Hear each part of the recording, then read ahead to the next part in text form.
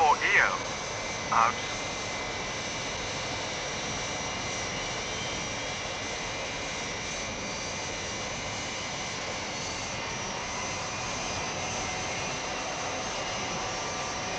Lunar module to control. Separation A-OK.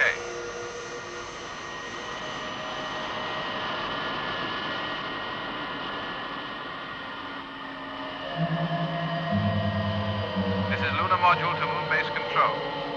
Have visual contact. Roger, Lunar module. Have you on track for auto landing?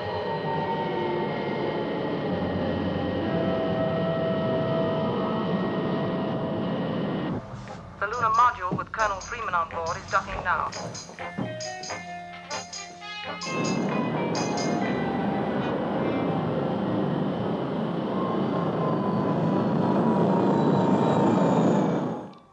Hello, Gay. Shall we start?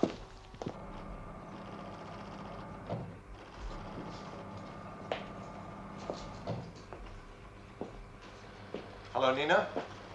Hello, Colonel. How's everything going? Fine. Good. How are things with you, Joan? Fine, sir. Is that your report, Lieutenant? Yes, I think you'll find everything's in order. Sure I shall. Shall we continue?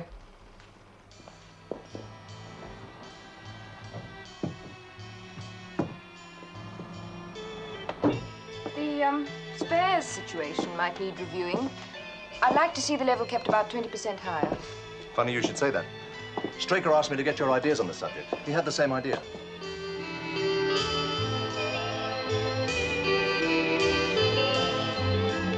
Hi, Colonel. Hi, Lou. What sort of times are you making on the Interceptor launches, Lieutenant? About 125 seconds flat. That's pretty good. Well, that about wraps it up for this month. I'll report a clean bill of health. Fine. I have a possible sighting. Will relay details of speed and trajectory. I have a trace bearing 062415 green. Confirmed sighting, yellow alert. I repeat, yellow alert. Good luck, Mark. Okay, let's go.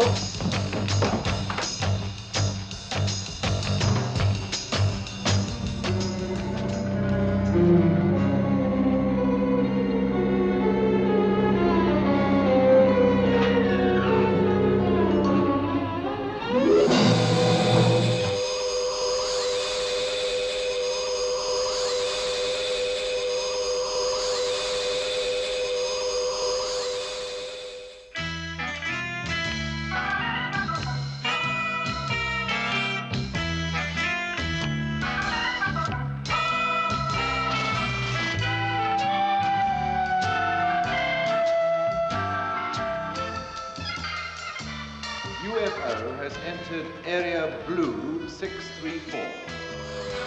The interceptors are in position awaiting confirmation. We'll give computation of attack coordinates and missile timings as soon as possible.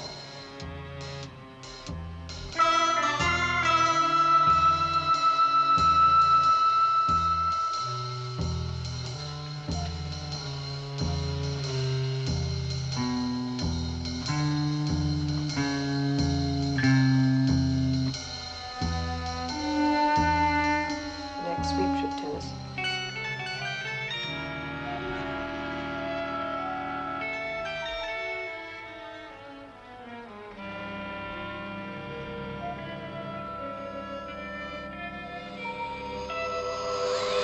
Red alert, red alert. Confirm unidentified flying object. This is Moonbase control. Red alert. Repeat, red alert. Interceptors, immediate launch. Interceptors. Immediate launch.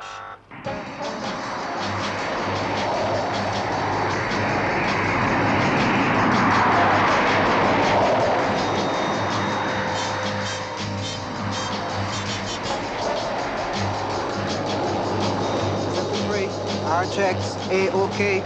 Interceptor 2, our checks, A-OK. Interceptor 1, our checks. A-OK. Switch to radio link 4. Onboard computer wave band 068.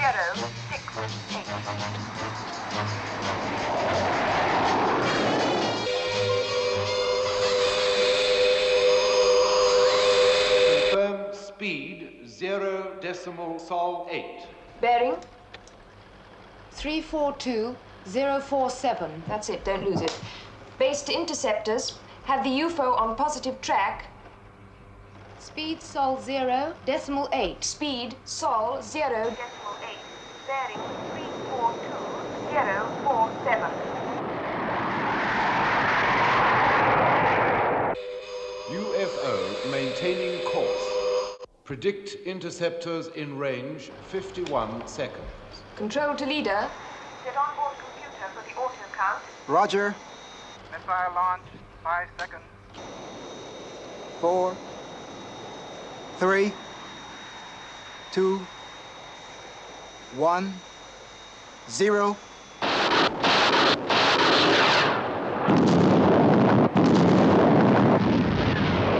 Our visual contact with explosion. Detonation positive. Did they get it?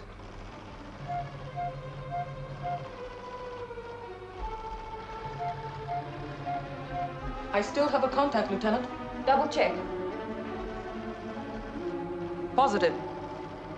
Predict UFO on collision course with interceptors. Impact 32 seconds.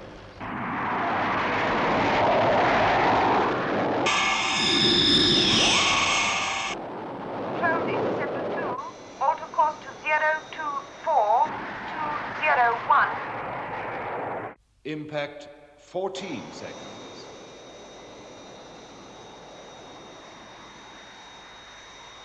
Interceptor 1 to base. Request new course. 1 to base. Request new course. Control to interceptor 3. Alter course. 024186. 9 seconds. Interceptor 1 to base. Request new course. Control to interceptor 1. Auto course to 024. 218. It's too late, Lieutenant.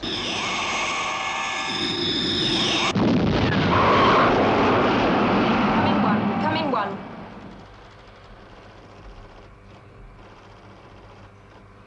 Impact confirmed. Interceptor 1 destroyed.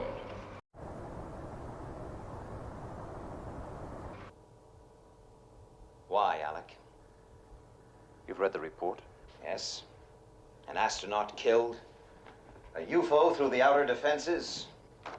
The report tells me what happened. Now I want to know why. I don't really know. Oh, come on, Alec. I know you better than that. Things happen so fast. Meaning? I can't be sure. Well, look, I'll settle for an educated guess, Alec. The error could have been human. A decision was taken, it could have worked, but the point is, it didn't. Right. I want the personnel concerned, the 2 surviving astronauts and Lieutenant Ellis, back here on the next moon flight. Right. Oh, what happened to the UFO? We lost it in a radar blind spot. But one thing's certain, it landed. Landed? Where? Just about the worst place possible. Somewhere in an area of 50,000 square miles in northern Canada. Everything we got that flies is out looking for it.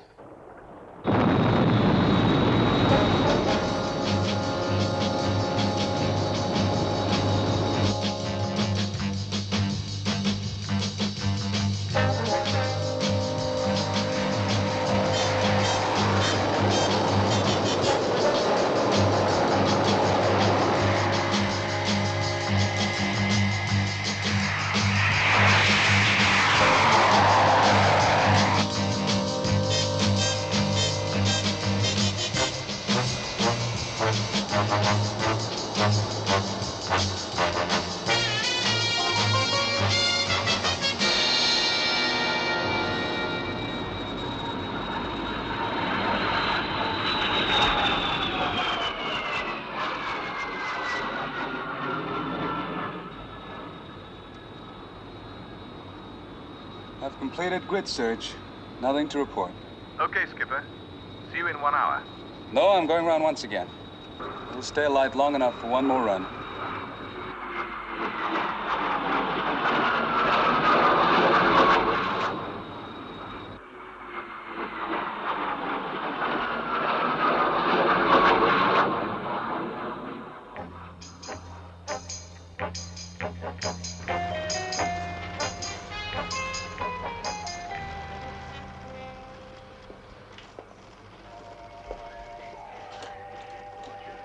Looks a long way off, doesn't it?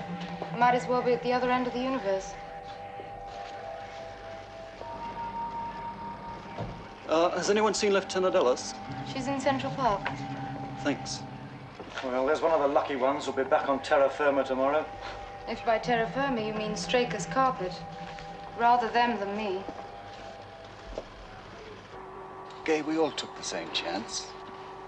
Ken was unlucky. These things happen. Nobody's to blame.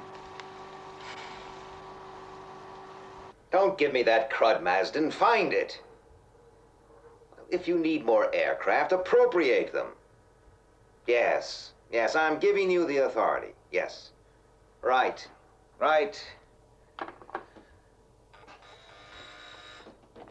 What now? The Moonbase personnel are here, sir. Send them in. Now look, Alec. I know. You want that UFO located? Yes.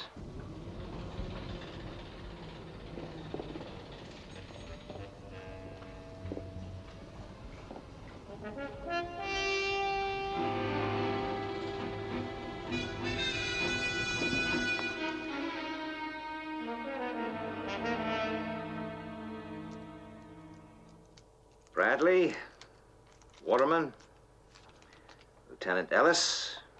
I assume you know why you're here. I'd like to say something, sir. As Interceptor leader, I want to accept complete and sole responsibility for what happened. Very gallant. Yes, that's a very brave gesture. But out of line. I know what happened.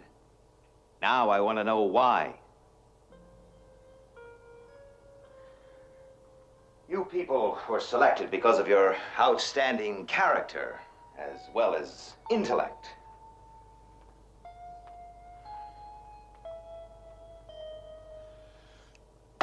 What went wrong? Anything from those satellite shots? No, sir. Well, keep looking. It's got to be there somewhere.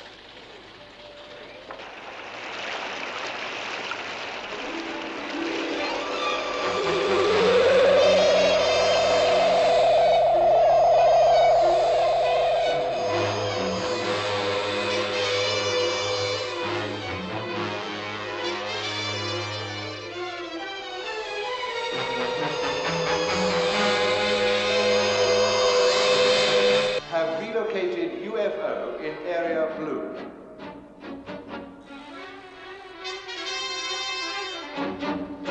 Straker. We picked it up. Great. I'll be right there. Thank you, Greenman. Where is it? Yes, we have that. Confirm Just crossing your the Atlantic every 30 seaboard. seconds. Speed and altitude are way down. The Moonbase interceptors must have damaged it. Right. Alert Sky 1. That's it. Shadow HQ, Skipper. They've located the UFO. Be right there.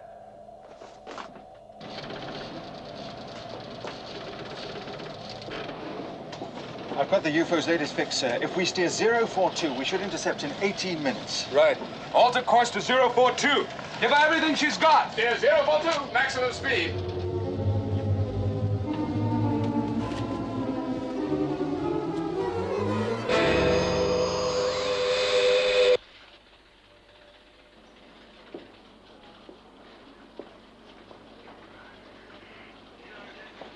This time we'll get it.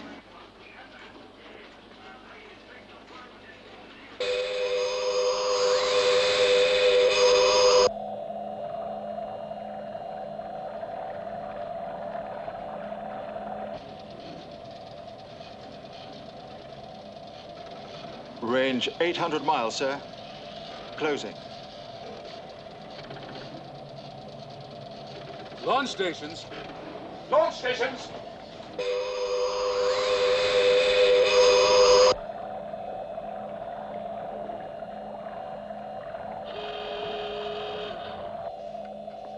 Lift-off stations. Yes, sir. Good luck.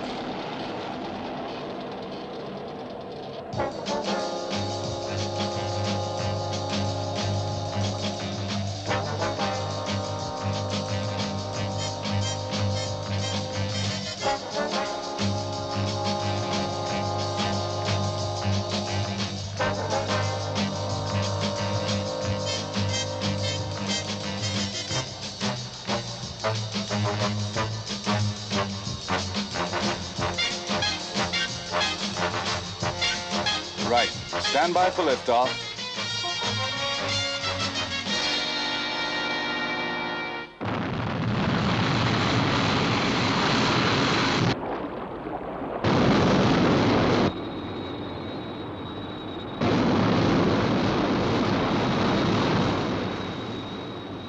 Leveling off at 10,000.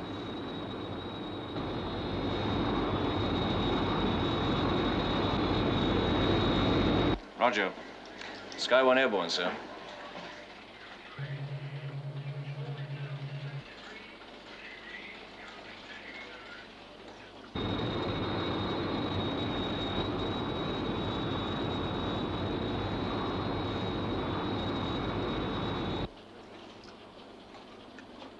Thanks.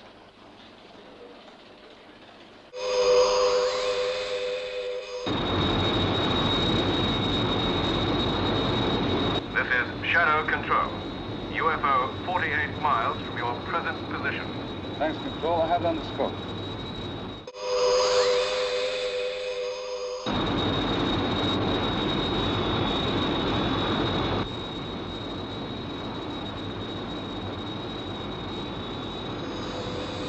Have visual contact. Closing for attack.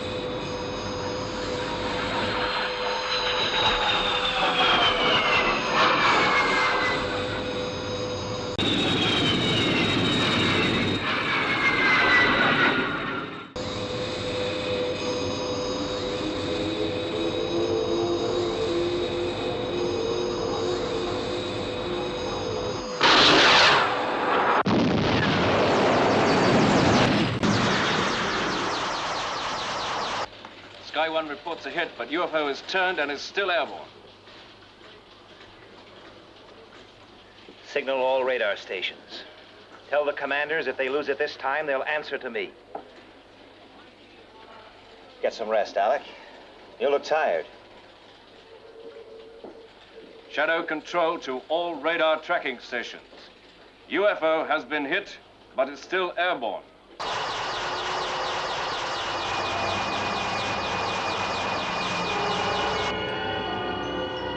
Coming down, sir. Great. When it lands, let me know its exact position. Roger.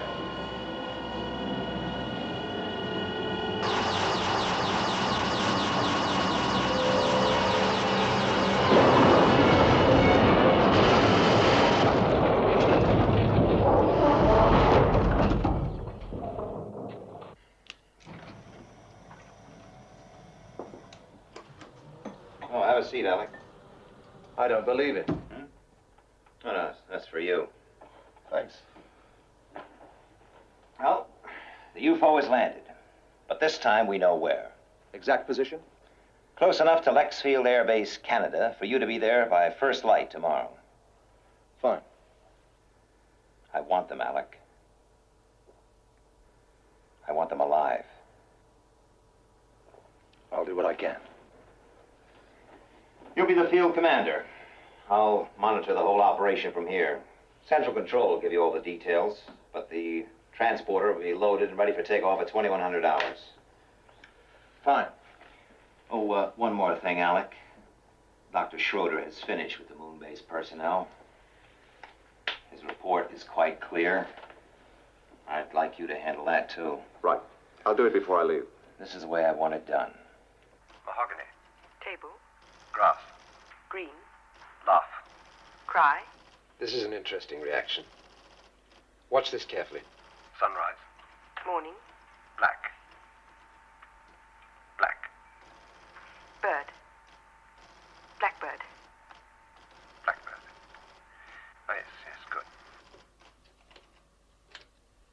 2.04-second delay. You could see her mind racing. She was consciously avoiding giving the standard answer. White. Look at the stress factor at that point. 5 times normal. And your conclusions are based on that? My conclusions are based on 8 hours of exhaustive tests, 20 years of experience, and the conclusion formed by the computer. That example was one which I thought even a layman might understand. I'll leave you to it.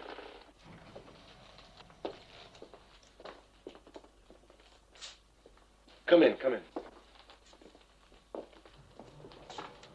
Sit down.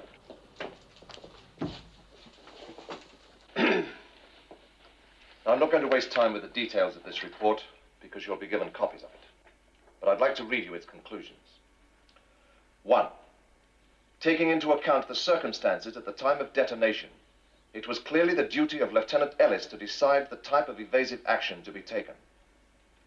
On that count, Lieutenant Ellis is cleared, provided that the decision was in no way influenced by emotional factors. Which brings us to point 2. The 3 personnel directly concerned were subject to standard psychiatric and psychocomputer tests with the following results. Astronaut Lou Waterman, clear on all counts. Astronaut Mark Bradley, emotion count 0.48 paranormal, clear on other counts.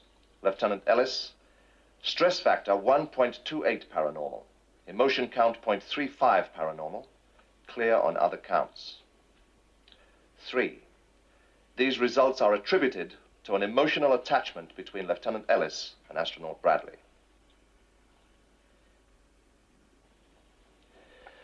It ends with a confidential recommendation as to what action should be taken. Well, we'll just have to hope that this thing sorts itself out. Meantime, Straker's given you separate postings. Bradley, you'll report to Moonbase. And me, sir? Shadow Headquarters, Earth.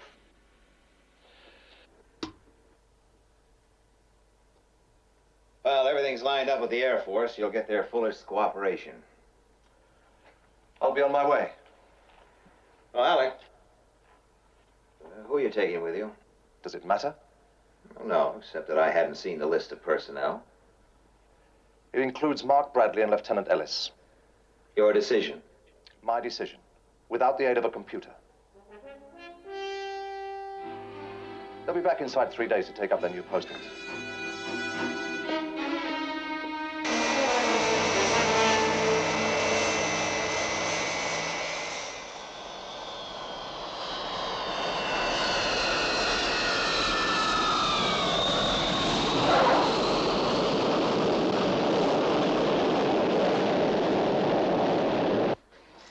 Transport has just landed at Lexfield, Canada, sir.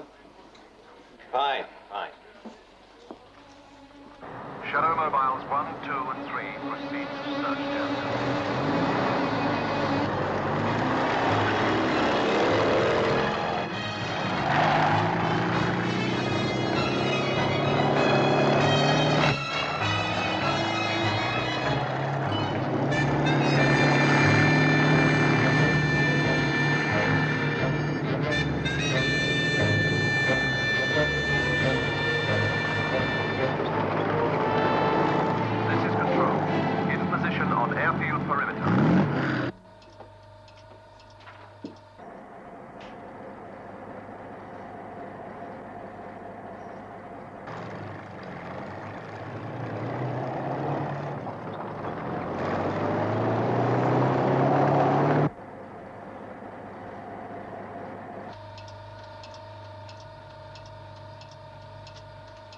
The other mobiles are on their way, sir.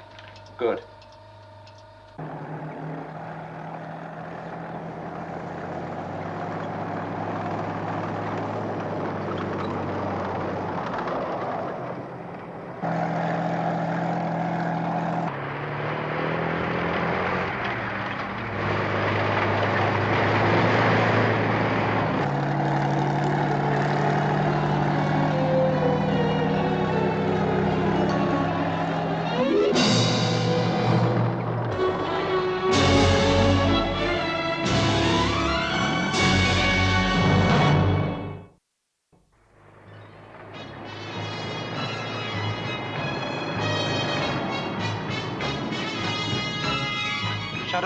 1 to Control. In position.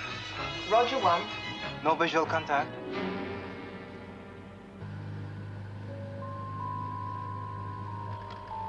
Shadow Mobile 2 in position, sir. Shadow Mobile 3 in position. All 3 mobiles are in position, sir. Good.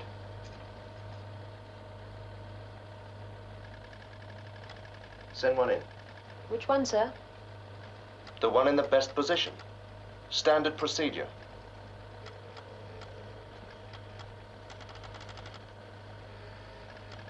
Control to Shadow Mobile 3. Close in for final assault. Roger, Control.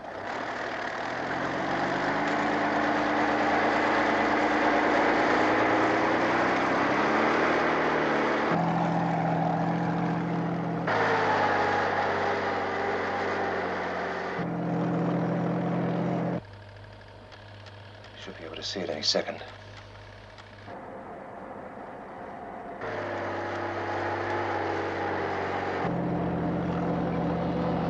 There it is.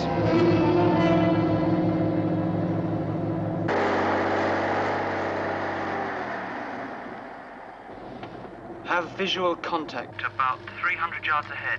Any sign of movement? No, nothing. We're going in closer. Right. Take it easy.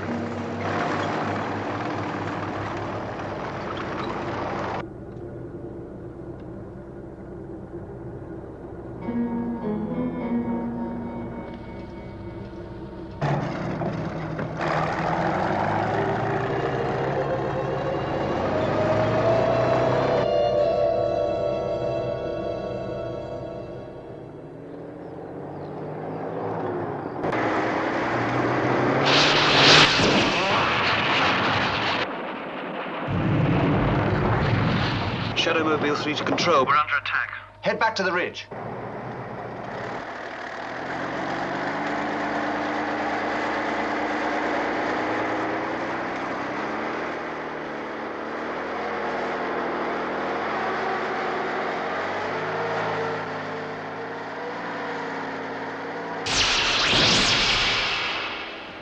We're still under fire. They seem to be using some sort of...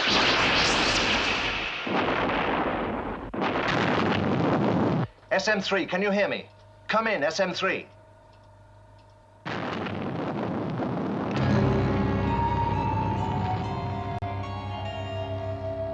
Radio and tracking link negative.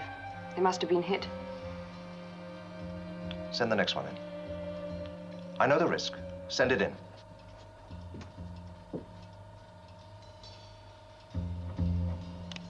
This is Control to Shadow Mobile 1. Close in on UFO. Roger.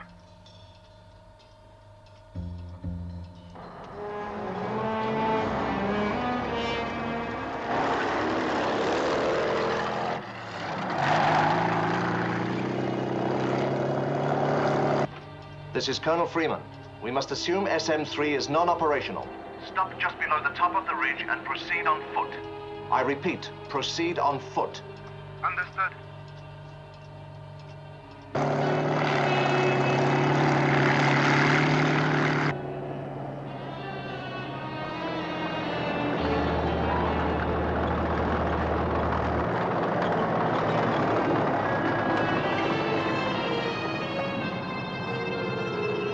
Okay, let's go. Roger. Backup forces in position and standing by, sir.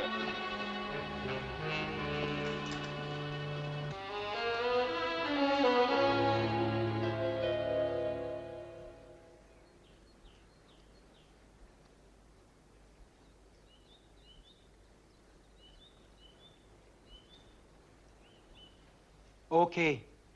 Fan out.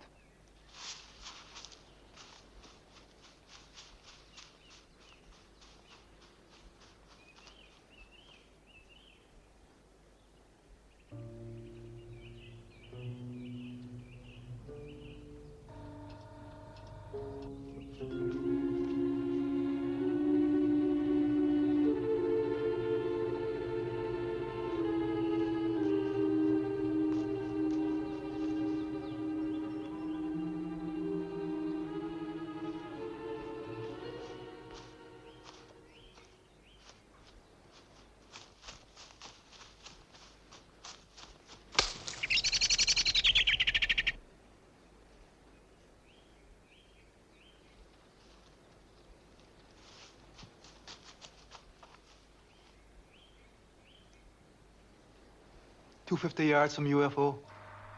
Closing in.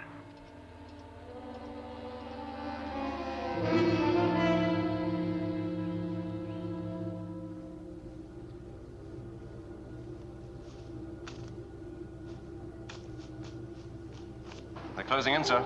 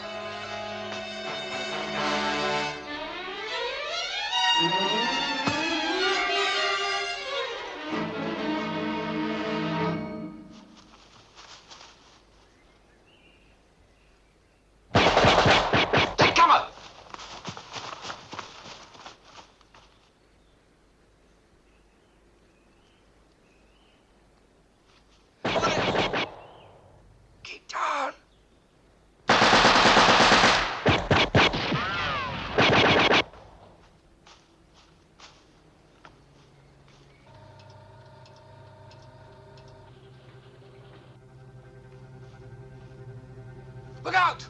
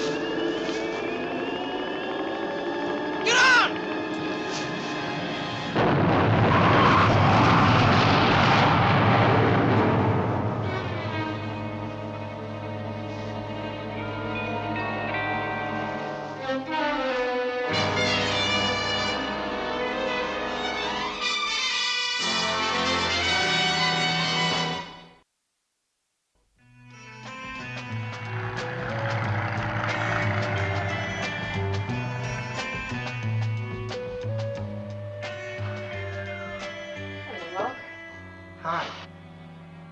Quite a day. Yes, they're flying the alien back to HQ now. You all right? I'm fine.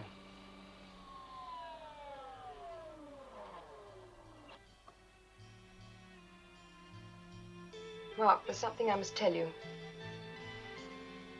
After Mobile 3 was hit, Freeman told me to send another one in. Mobile 2 was in a better position. It's okay. I was glad of the action. Don't you understand what I'm saying? I risked your life to prove a point. You did it to prove that Straker and the computers were wrong.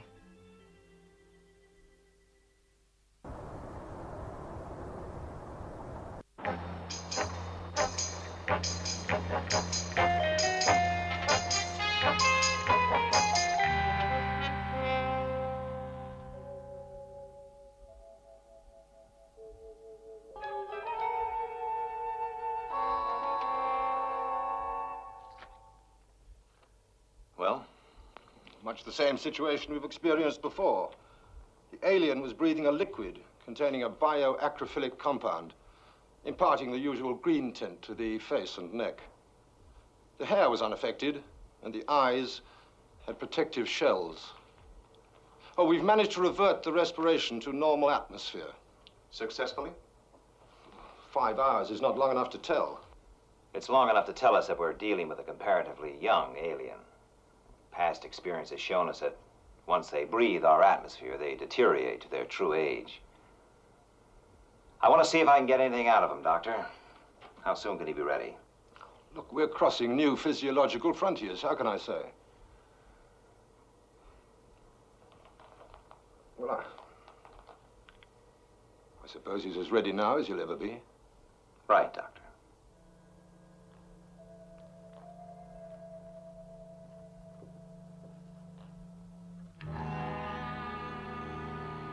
He appears to be humanoid and highly intelligent. The biosensor tells us his eyes and ears are in excellent condition. Computer reports indicate he's in perfect health. There must be some way we can communicate. You've been interrogating him for 43 minutes. How much longer? Why? We've got to remove the barrier compound from his hair to assist oxygen absorption. All right, all right. Now, let's go over it once again. The answers are needed to certain questions. I'm asking you to cooperate. It's no good, Alec. He either can't or doesn't want to understand. There's no alternative. I'm going to try one of the new anodynes to break down his resistance. Which do you recommend, Doctor? Well, GL7's the most effective in my experience, but in this case... Well? I can't guarantee the result. It could be dangerous. How dangerous? Who knows? But the decision and the responsibility must be yours.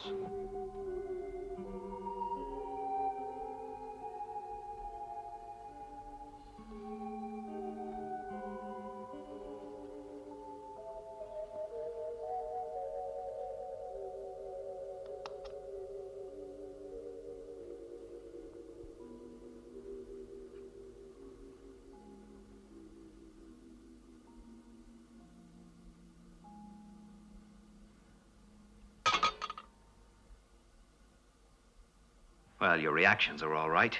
You heard that clearly enough. All right, Doctor.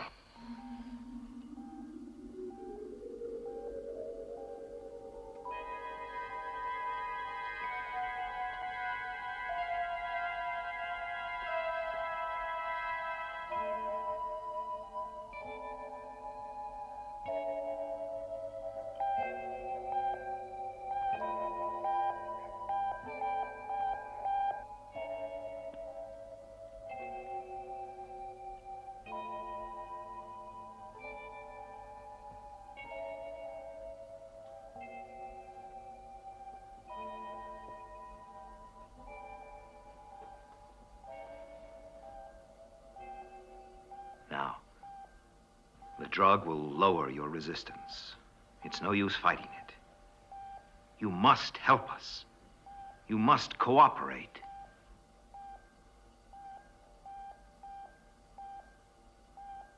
Pulse rate increasing. Still increasing.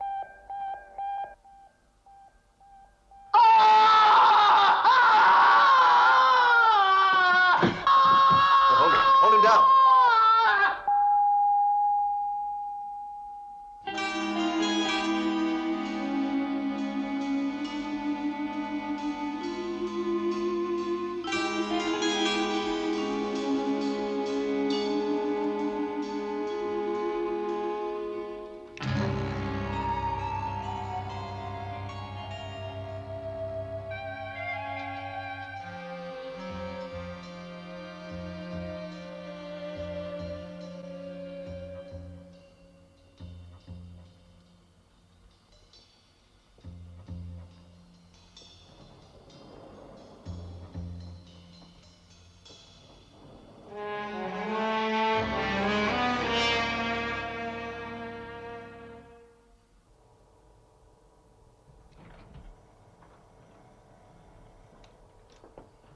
like, Alec?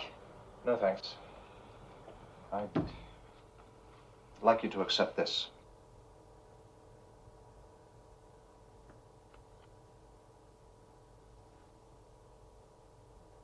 We've worked together a long time, Alec.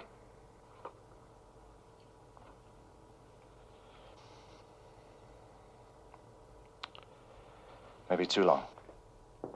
Can't we talk about it? There's not much to say. It's a difference in temperament.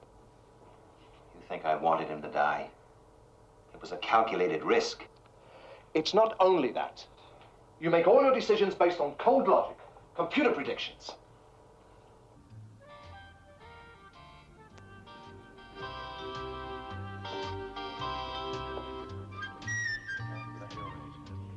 "1984. I wonder what it's going to be like in 20 years' time. Will the computers take over completely? Why don't you ask them? They seem to have all the answers, even now. We build them, program them, and they tell us what we're going to think before we know it ourselves. Well, you better make that phone call.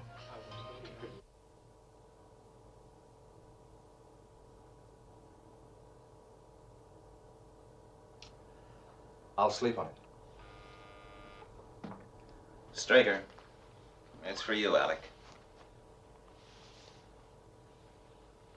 Freeman.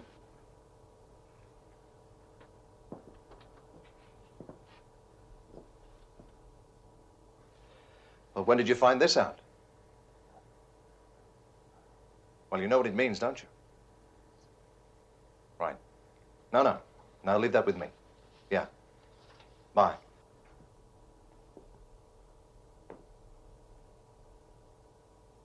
Mark Bradley. Important? He thinks it is.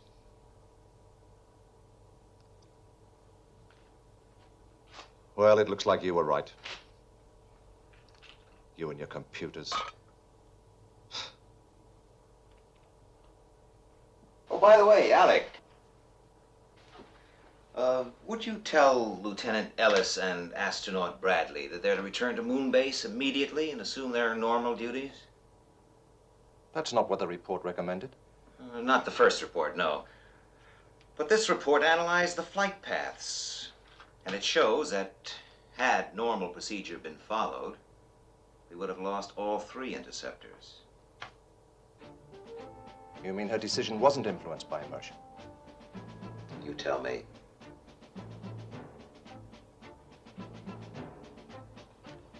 See you.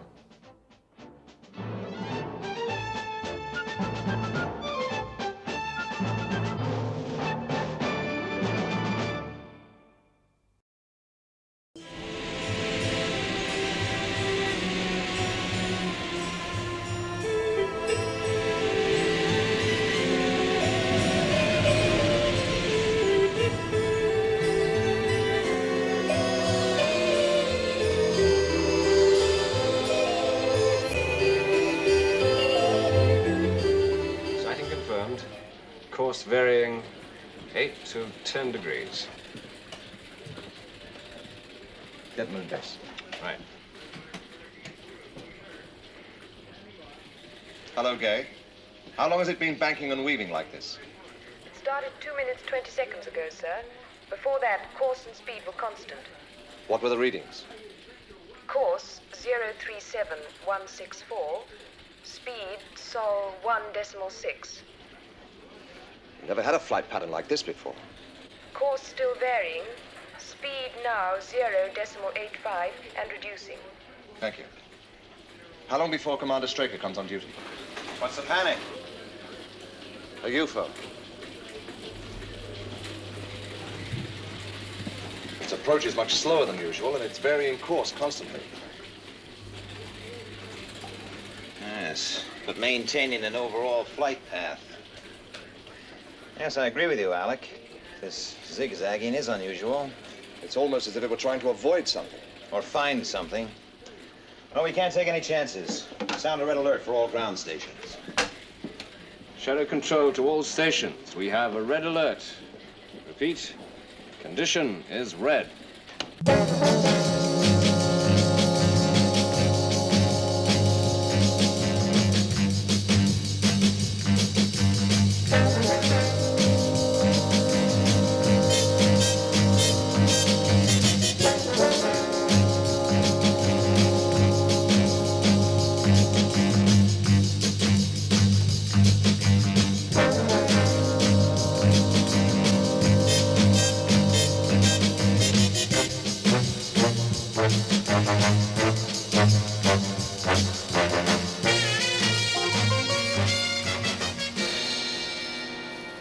Interceptors, immediate launch.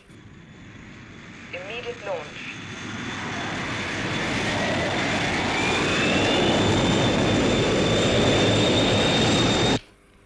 Stand by to set missile control computer. Right. Missile timing 1, 4, 7, 5. Missile launch, 10 seconds.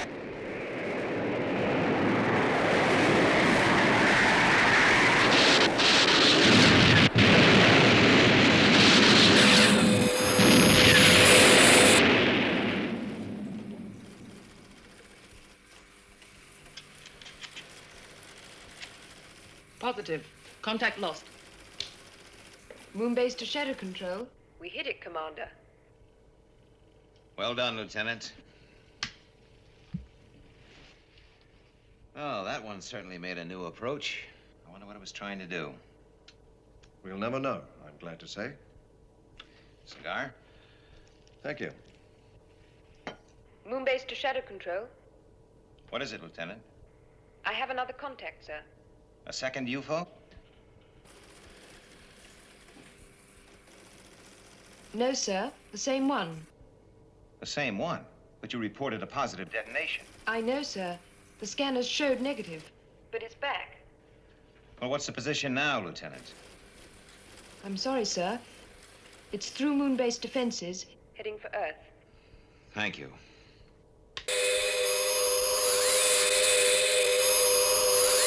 I can't understand how those interceptors missed. It seemed to me that UFO was a sitting target. Maybe that's what we were supposed to think. And it's a good point, Alec. Force the interceptors to release their missiles, avoid them, then it gets a clear run past the Moonbase defenses. Where is it now? Range 7 million. Trajectory termination? Difficult to say. It's changing course more violently than before. Nearest we can get is Western Europe. Well, it could be damaged. Lieutenant Ellis reported a strike.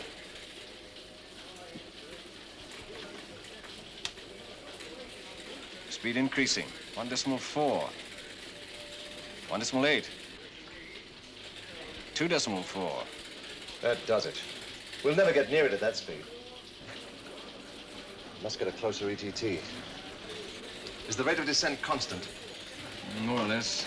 There's still a slight variation. Should be possible to work out a broad target area. We'll try, but our readings are less than adequate, computer data. Do your best, Lieutenant. Looks like it's going to hit. The question is, what is it up to? Tell you what I think, Alec.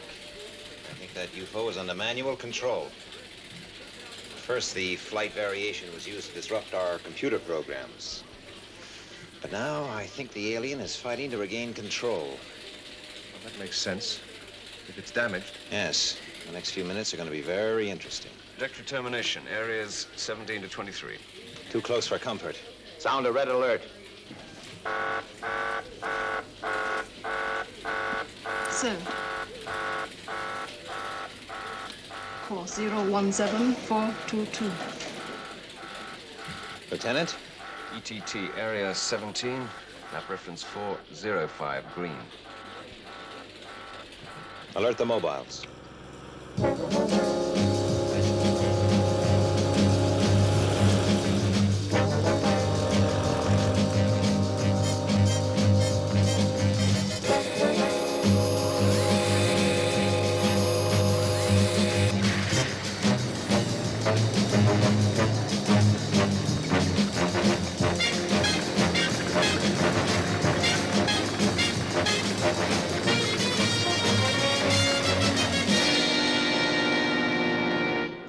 Mobile 2 to control. Pass your instructions. This is Red Alert. Proceed to map reference 405 green. Stand by. Roger, control. Mobile 2 moving to ETT now, sir.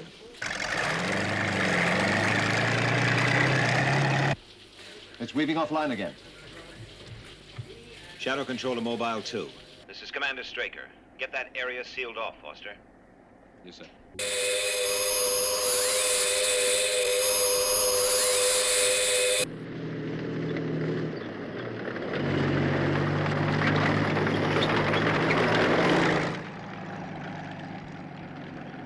Mobile 2 to Control. According to our survey map, there's just a derelict farm and a couple of houses within a 5-mile radius of the ETT. UFO speed decreasing. 12,000 knots. Range 1,000 miles.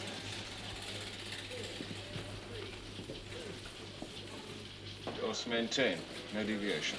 So, it's back under control and slowing down enough for a landing. When's the estimated termination? In 5 minutes. Colonel Foster won't have time to complete evacuation. Speed 7,500 knots. Decreasing. Range 600 miles. The roadblock should be in position now. The whole area is sealed off.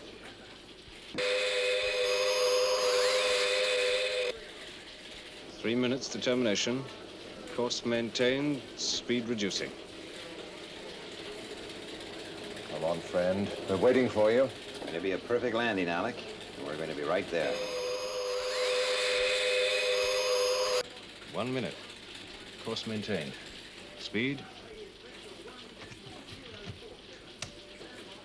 Speed increasing. Check it. No error, sir. It's coming down faster. Get me Colonel Foster. Sir. Mobile 2, go ahead, Control. The UFO has increased speed to crash velocity. It'll be too late to correct. You understand? Yes, sir. And Colonel Foster, if there's a survivor, I want him. Right.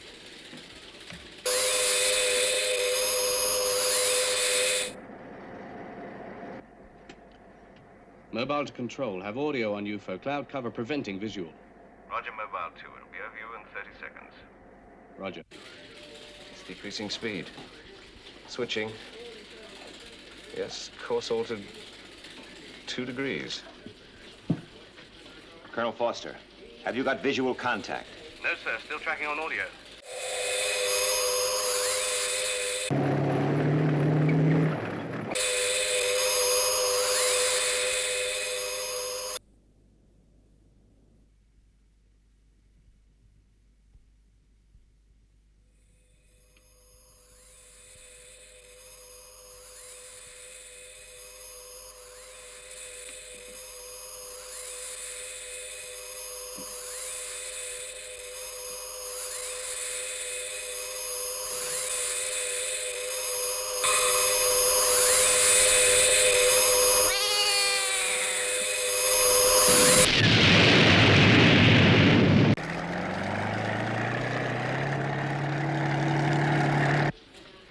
Get there as fast as you can, Colonel.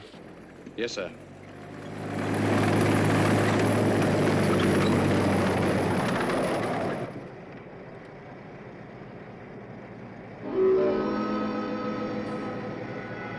Mobile 2 to Control. It's crashed right into a house. All right, Colonel. Do what you can. I don't understand it, Alec. Under control and out of control. Crash landing velocity, then safe landing velocity.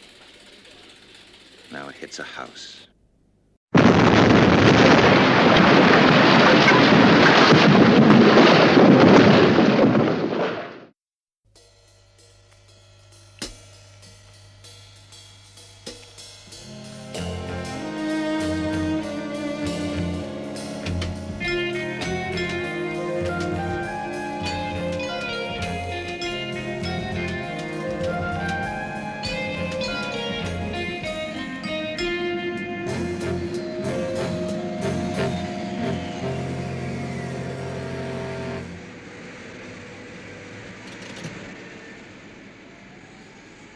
Quite a mess. Well, let's go over the facts, Alec. Right from the start, that UFO was on an unusual flight pattern. Well, we can only guess it was a method to outmaneuver the interceptors. Yes. But let's say it came in damaged. And, unable to control his ship, the alien tried to land, failed, and hit that house. No, I don't buy that, Alec. For a while it was out of control, yes. But just before impact, it seemed to be fine. It looped that line of trees and smashed straight into an isolated house. Sheer coincidence. The house just happened to be in the way. Well, you could be right. But there's enough doubt in my mind to make me want to see the place for myself.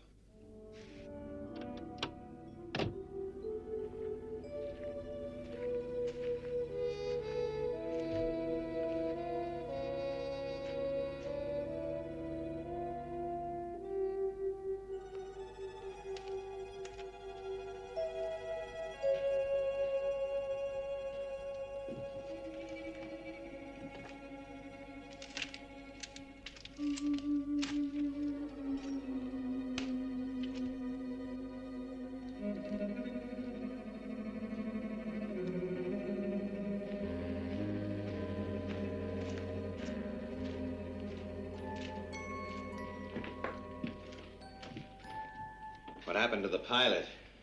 There was just enough evidence left to establish that he was an alien. And the UFO is completely destroyed? The largest piece measured 6 inches. We found it embedded in Foster's mobile. Well, what's the news on his condition? It's too early to say. He's lost a lot of blood. At least he was luckier than the co-driver. What about the woman? She couldn't have known anything about it. It must have been instantaneous. What do we know about her? Ordinary woman, married, no children. Nothing to connect her with UFOs? Nothing that we know of. That's her husband out there now.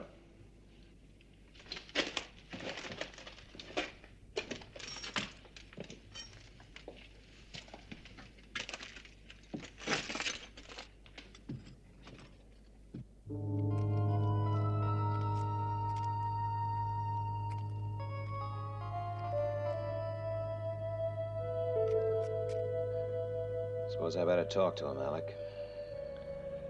Sure.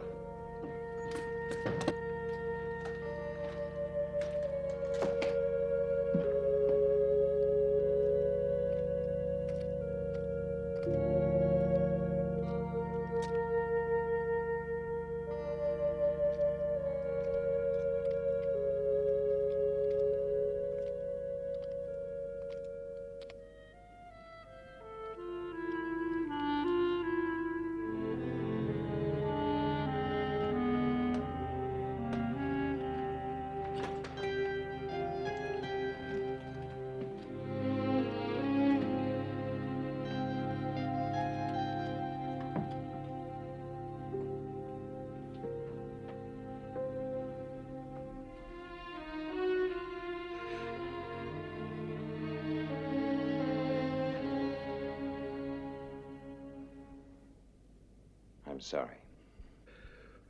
You killed her. An experimental aircraft crashed into my house. How did you know that? I was at the checkpoint when word came through. I'm afraid there's not much more I can tell you. I know. The details are classified. If there's anything... Don't you think you've done enough? My wife is dead. Look, you've had a pretty bad shock. Have you? No. They were all Stella's relatives. They don't mean so much to me now.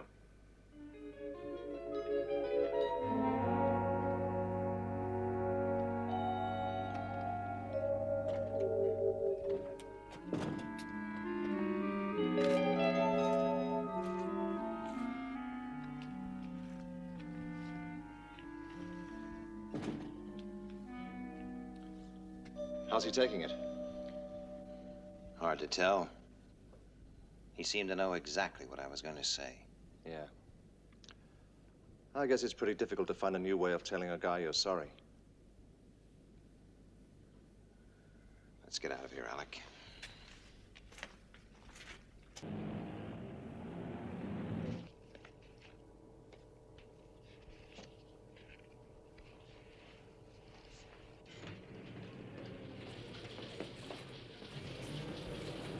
Oh, hi, Alec. Is that the time? Yeah, it's time you went home. You've been here a full 18 hours. I'll have to go through these reports. Not that they tell us a great deal. We combed the ruin and everything for a mile around. We lifted security yesterday. Yes, I understand Croxley was having psychiatric treatment. He also left his job. It's hardly surprising after what he's been through. I think we can close the book on the incident. Well, not quite, Alec. Paul Foster's still in the hospital. Yes, I spoke to him yesterday. Doctors are very pleased with his progress. The wonders of medical science. He wants to speak to you. Me? He's worried about something. What? He wouldn't tell me.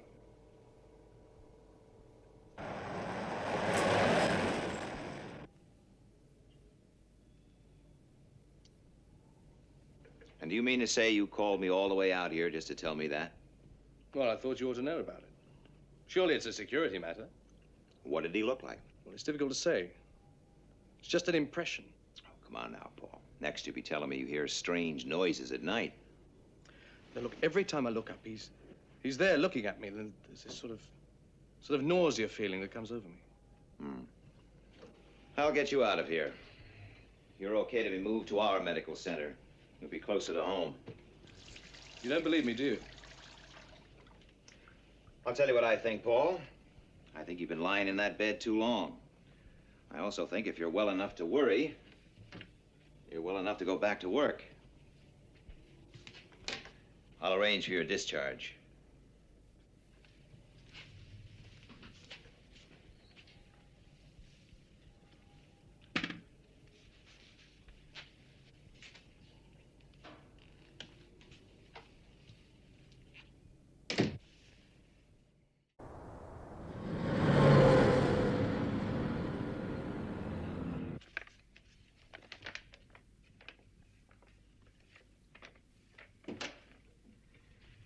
Good morning, Miss Elin. Good morning, sir.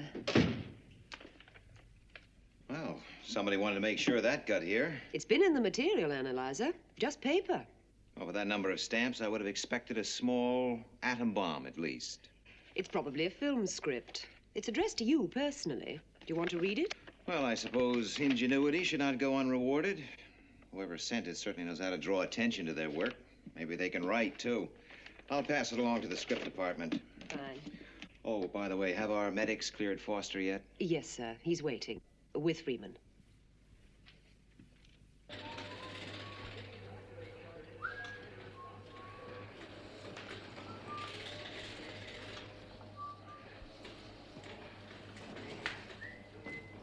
How long's it been as quiet as this? Since you went into hospital. That was a month ago. You mean there've been no sightings since then? Oh, just two. The Interceptors took care of them. We managed to scratch along without you, Paul. Hello, Paul. Feeling better? Yes, sir. Good, good. In my office? You too, Alec.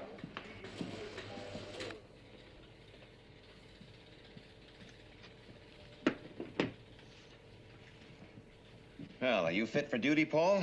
Yes, sir. Schroeder checked me out an hour ago. Good, good. No more little men watching you? Well, in the medical center, security's tighter than a drum anyway. Oh, I see. And your little friend, he couldn't get in, eh? Now, don't worry about it, Paul. You go home, get a good rest. Report for Moonbase briefing first thing in the morning. Yes, sir. Oh, Alec. I want you to go over to the Zeta tracker station. The lieutenant in command there has come up with a new grid link-up. Might be something in it. There's no panic. I can get over there right away. Fine. Right. See you later. By the way, what's that? Oh, I assume this is a film script. Well, why don't you open it and find out?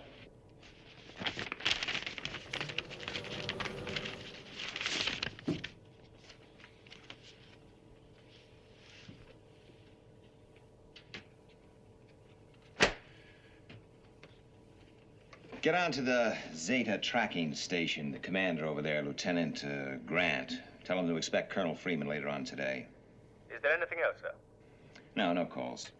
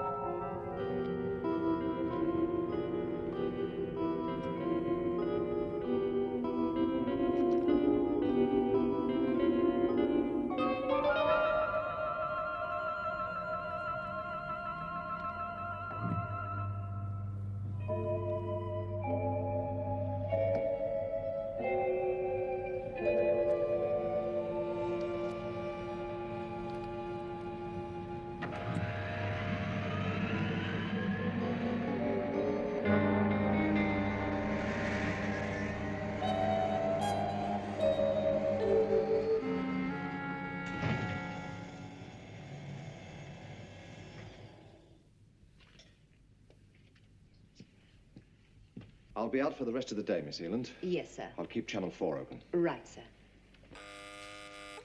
Miss Eland, has Alec Freeman left the building? No, sir, he's with me now. Well, have him come back down here immediately. Yes, sir. I'm on my way.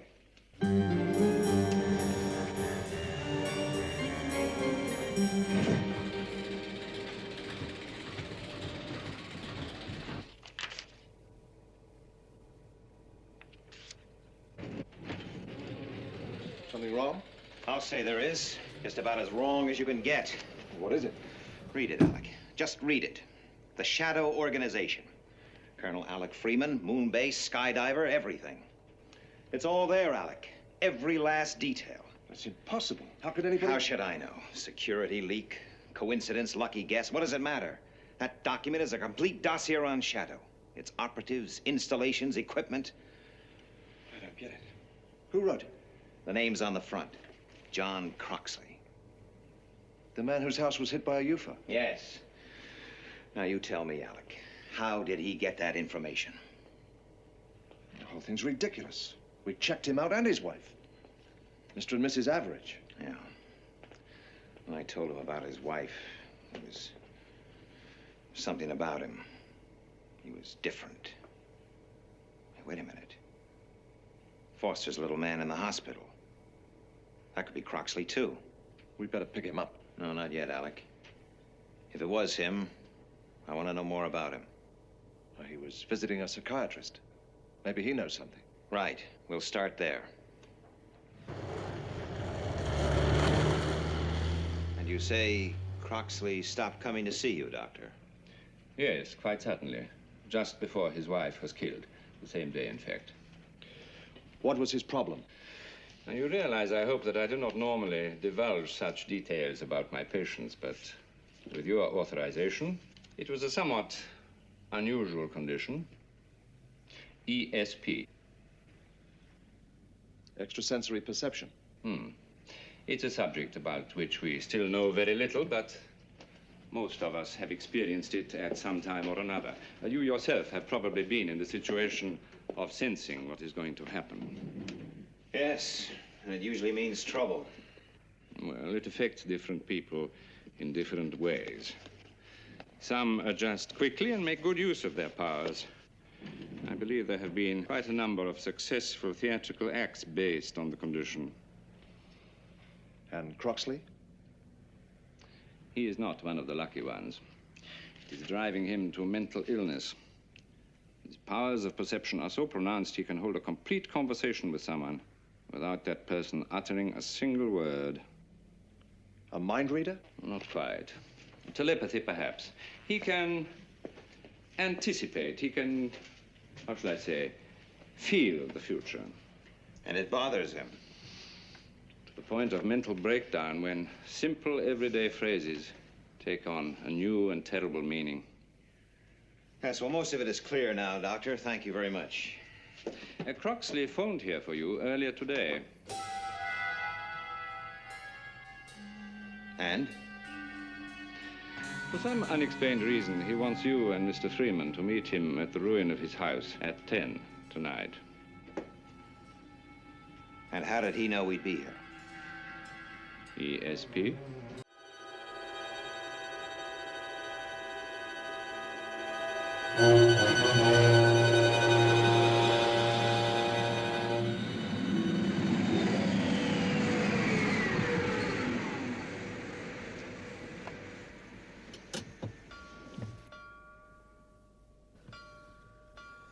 We're early. It's only 9:30. Yes, I always like to look over a convention hall before a conference. Or a battleground before a battle. You know it's madness, don't you, coming here without security? You have no choice. Listen, Alec, we have to assume that Croxley can anticipate our moves. Film script. He wrote it by reading Paul Foster's thought patterns. Or someone told him. No. Listen, I believe that doctor is right. Croxley has a super-sensory power. And if we try to go against his wishes or try to trap him, he'll know about it. I hope you're wrong about this. So do I.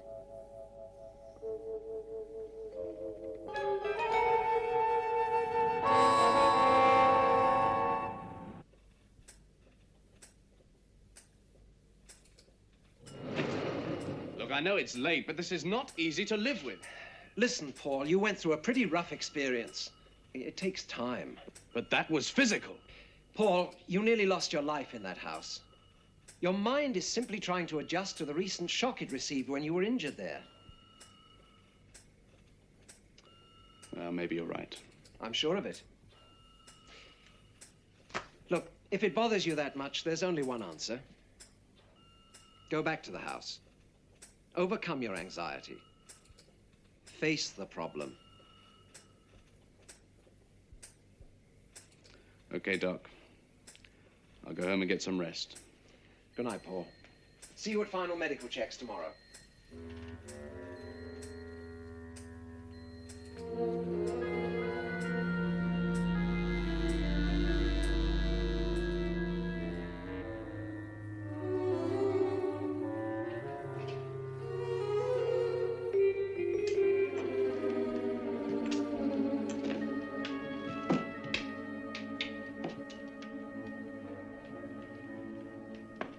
Croxley?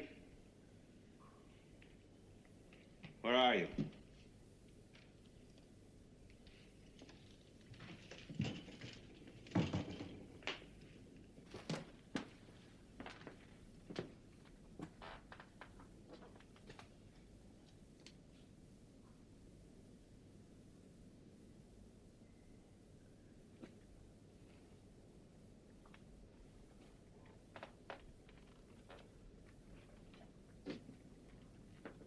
You know, Ed? I think I'm developing ESP. I've got a feeling Croxley's here already. You're right, Colonel. Croxley. The answer to your question is no. Why should I give you my gun?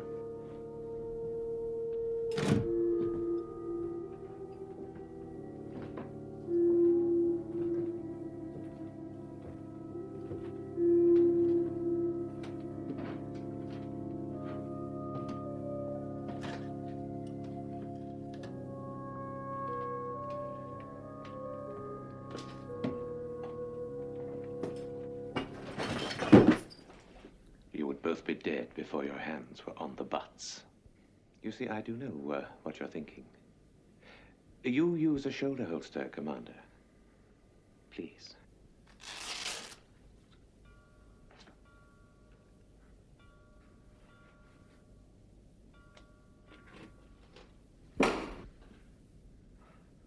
The lamp.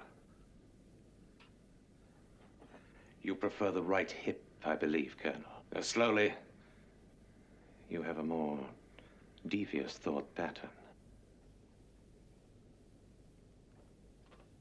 I want to see you clearly before I kill you.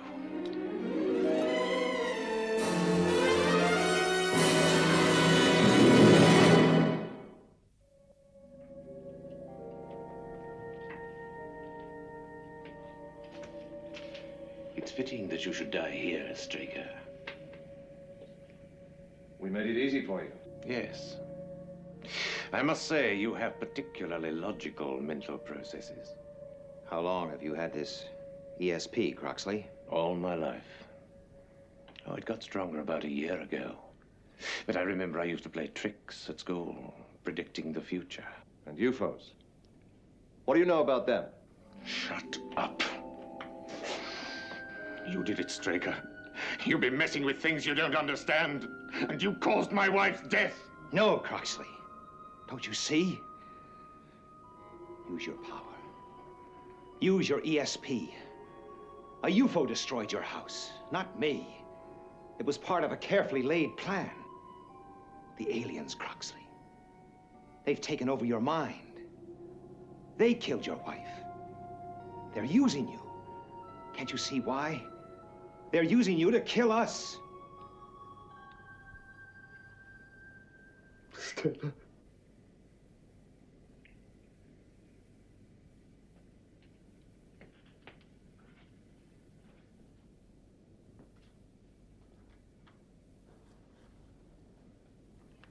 Croxley, for God's sake. Mother? You're thinking about your mother. Stop it. It's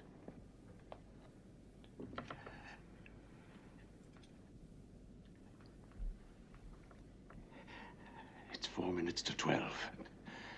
You die at midnight. Croxley.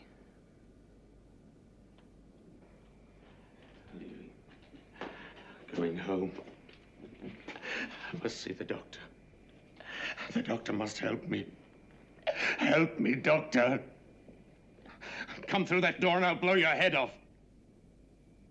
Croxley, listen. You say you want someone to help you. Our planet is dying. Our national resources are exhausted. We must come to Earth. We must come to Earth to survive. Mother? Stella. What are you doing?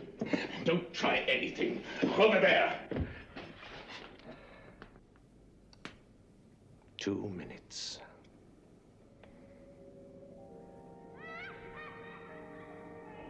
Hello, Billy. Well, we'll be late for school. I know what you've got for lunch.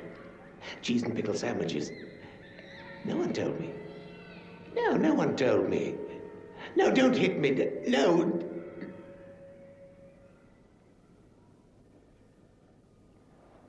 Give me the gun.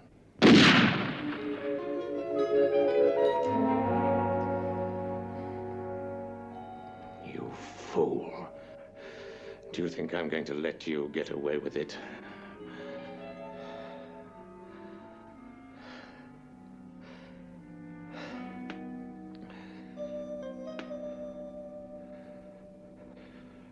We mean no harm to peoples of Earth. Why do you attack us?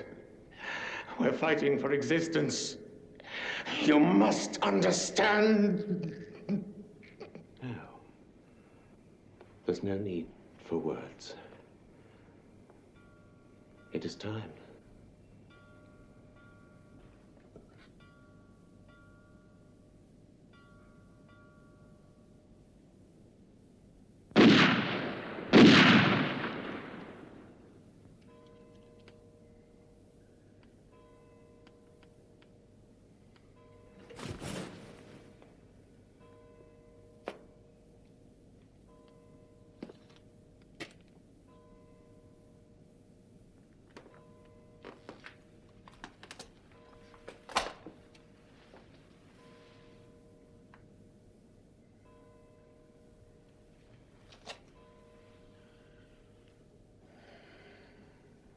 He knew. Oh, what did you think, Alec, when you saw Foster appear behind Croxley? Well, shoot, for God's sake, before he... He could read our thoughts. Yes. I'll always believe that in the last few seconds, Croxley regained control of his own mind.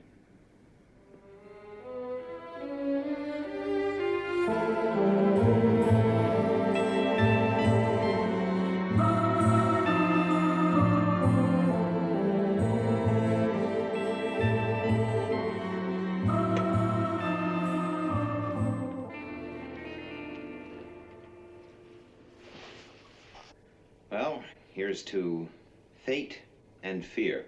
Strange toast. Not really. What brought Paul Foster to that house?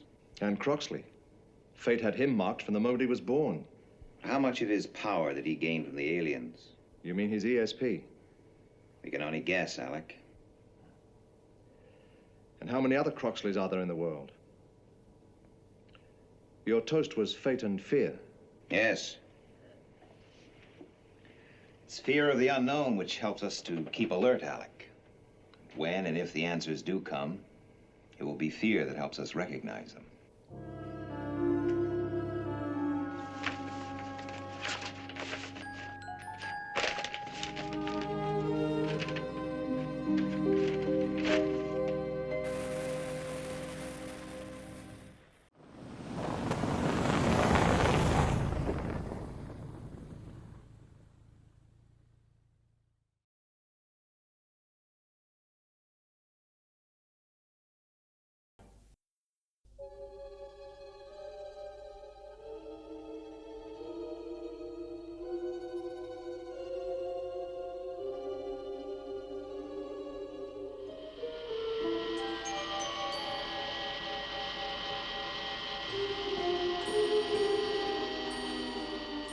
Navigation circuits. Okay. Electrical power system. Check. Inverters. Operational. RCS heaters. On. Oxygen flow. Normal.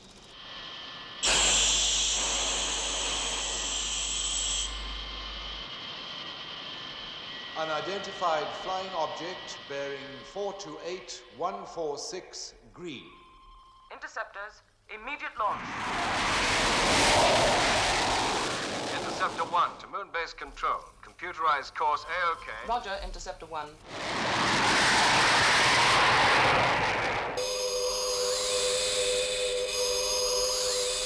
Moonbase to Shadow Control. Go ahead, Moonbase. Interceptor spaceborne and on course. UFO maintaining flight path, now 15 miles from GSP-4. We'll have contact with UFO in approximately 4 minutes, 30 seconds. Roger, maintain speed.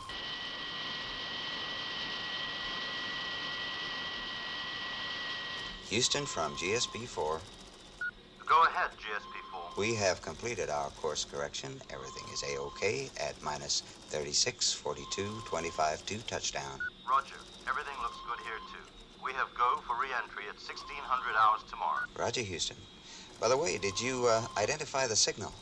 Negative. But it doesn't seem to be influencing your flight pattern. Just keep on scanning and recording it. Roger, Houston. Out.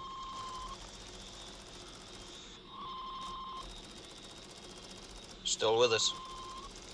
Yeah. Yes, that's right. I want a complete press, radio, and TV clampdown on any information relating to the signal being monitored by the GSP-4. Well, look, I can't make it any clearer for you. Well, you tell them anything you want. That's your problem. How far, Paul? 12 and still closing. If it gets any closer before the interceptors are in range, they won't be able to attack. UFO reducing speed. Position 10 miles from GSP-4.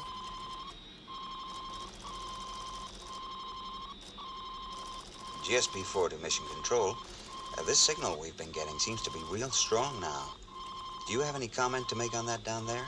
Yeah, we know, Al. We're getting it, too. But as far as we can tell, there's nothing to worry about. Just maintain your flight pattern. Roger, Houston.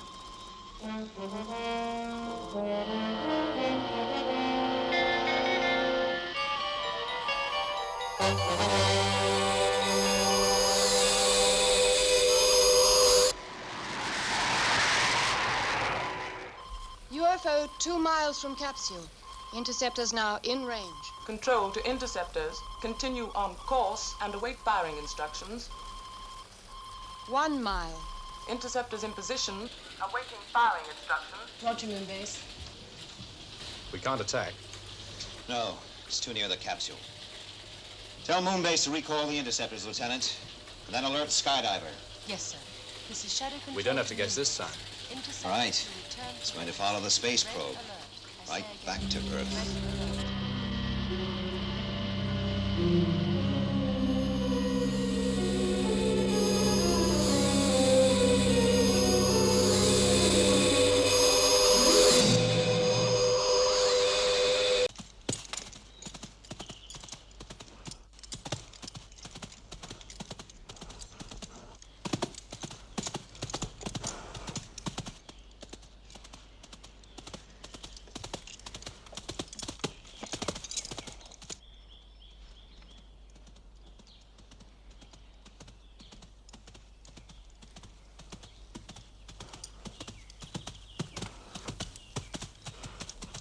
Very good.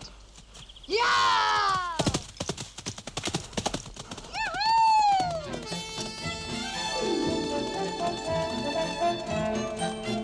Come on, son. Come on! Come on! Yeah!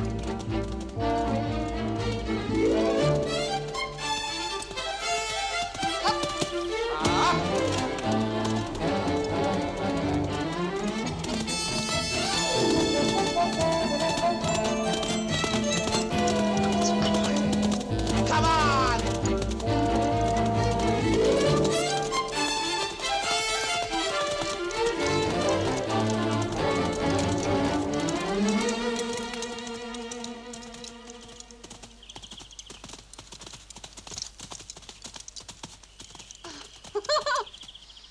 Good boy. What kept you? You cheated. I did not.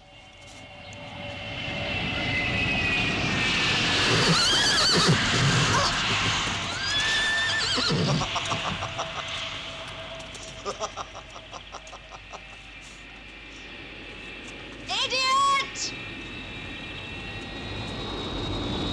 Sky 1 to Shadow Control. Have searched predicted landing area. No trace of UFO. It's thickly wooded. Aerial visibility limited. Tell Sky 1 to redock with Skydiver. And get the mobiles out there as quickly as possible. Yes, sir. Well, there's no chance it's lifted off again. Ground radar would have picked it up. Yeah.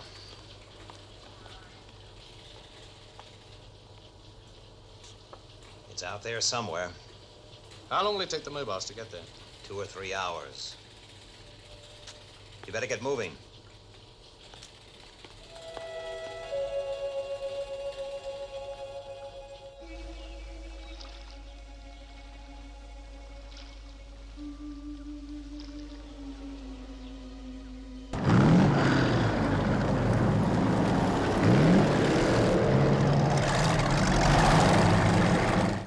Mobile 1 to control.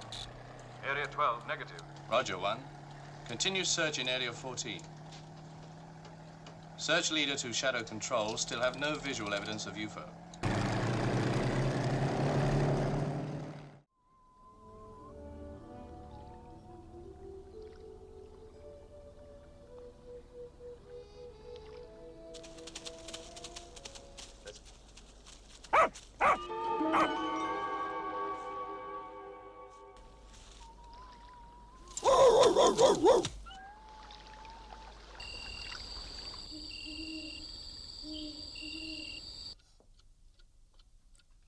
You should come home more often, Anne.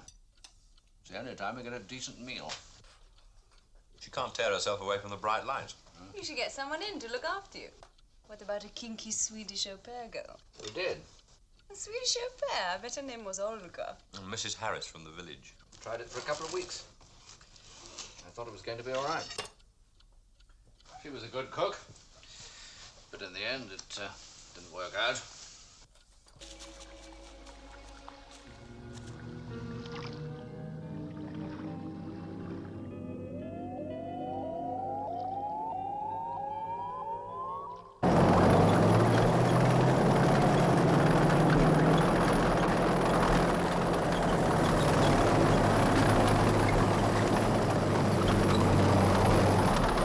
Mobile 3 to control. Completed search of Area 24, negative. Roger, 3. Continue search in Area 25. Yes. Colonel Foster for you, sir. Hello, Paul. How's it going? No luck, sir. We've covered 70% of the area, no sign of the UFO. Okay, Paul. Keep at it. Right. Lieutenant Johnson, I'm going to grab some sleep. If anything develops, call me. Yes, sir.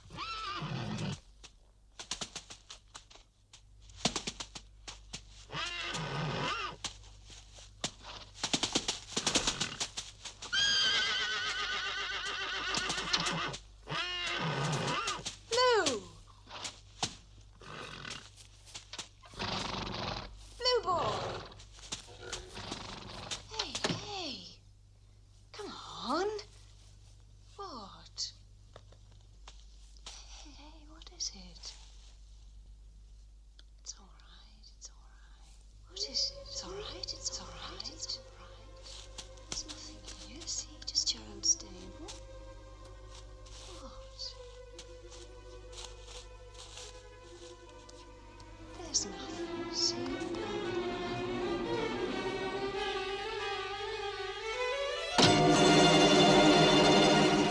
Oh, I wish you wouldn't do that. What the hell are you doing down here? I heard Bluey stomping around. He sounded frightened, so I came down. What's the matter with him? He's sweating up.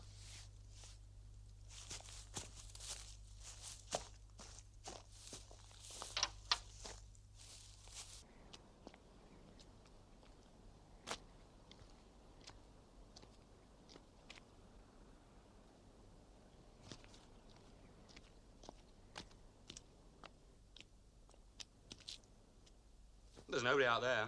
I don't know what could have frightened him. Well, he seems all right now.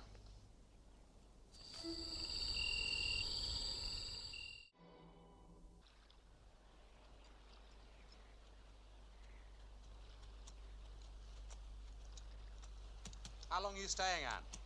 Who knows? No, seriously. Maybe a few more days? Well, it's good to have you home. You're too kind. How about a swim? And what do we do about costumes? I meant in the nude. You do make some stupid suggestions. All right, then. Go as you are. Hey!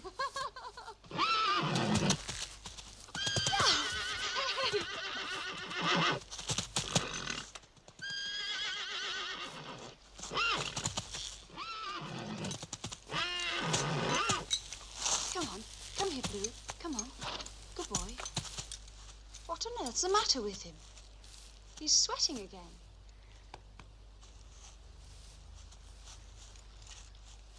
Russ, listen.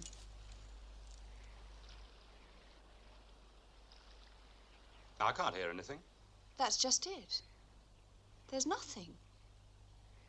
Not even a bird.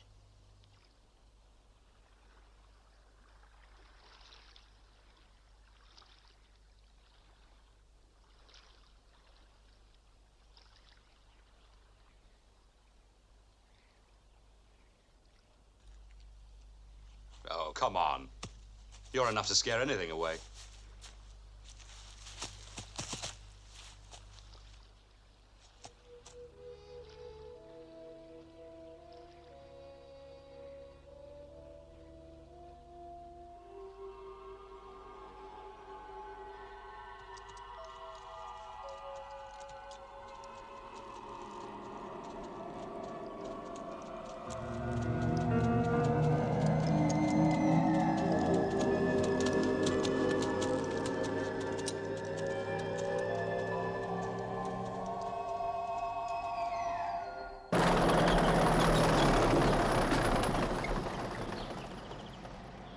Well, we've completed the search of the whole area. There's nothing. No trace at all?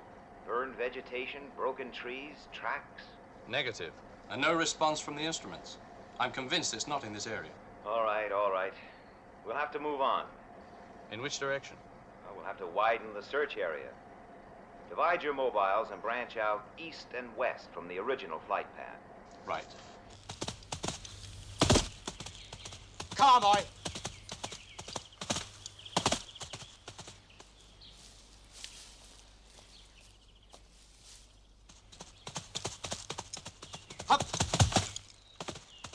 Good boy, Bluey.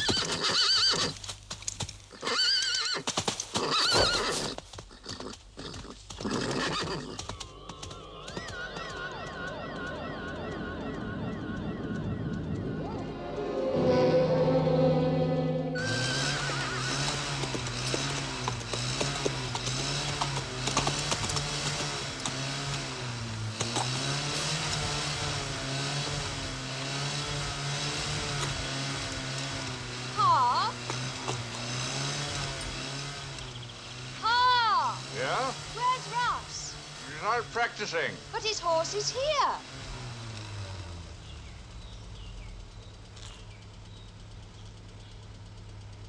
Come on.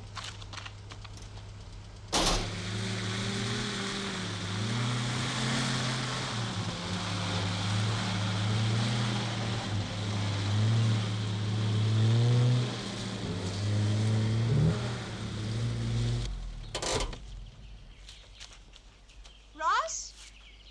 Ross! Ross? Ross!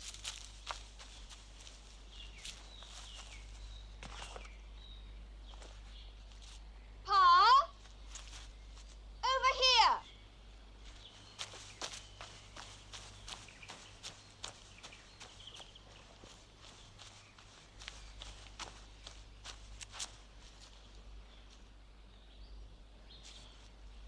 You stay here.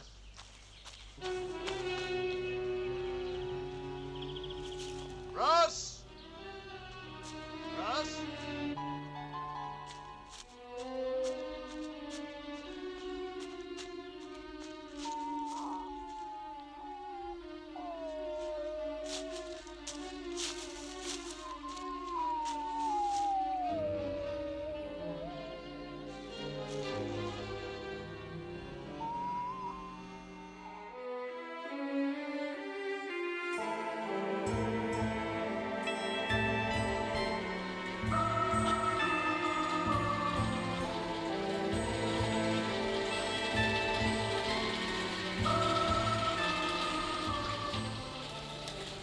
Paul, Shadow Intelligence have just received a report on a missing person. I want you to look into it. Missing person? Yes. What are the details?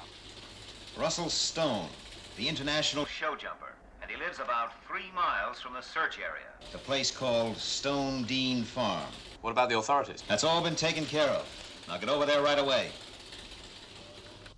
Well, I think I understand the situation. Is there anything else you can tell me? No, I don't think so. Miss Stone? No, I'm sorry. I'd like to take a look around the estate. Is that possible? Yes, of course. I appreciate your getting here so quickly. I'll drive you. Thanks.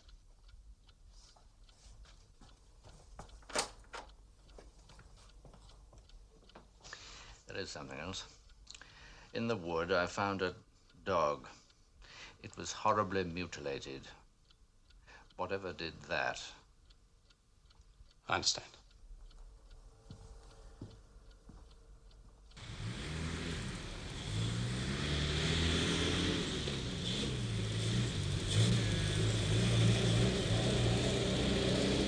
How big is the estate? About 200 acres. Are there any roads? No, but there's quite a few tracks. We could drive around if you like. About here. It's where we found his hat. Right, let's go.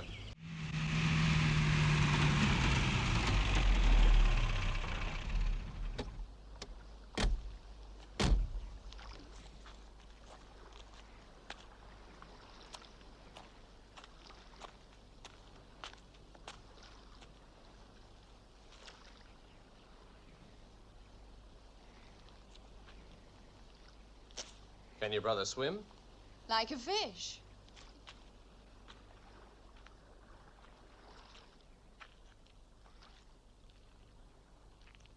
Listen.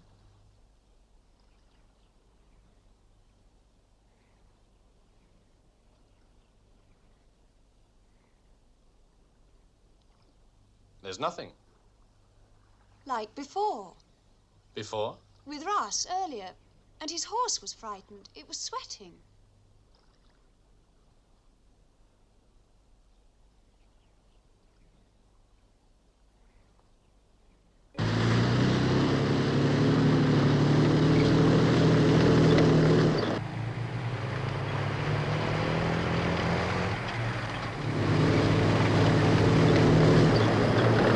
How long will it take to get the mobiles into position?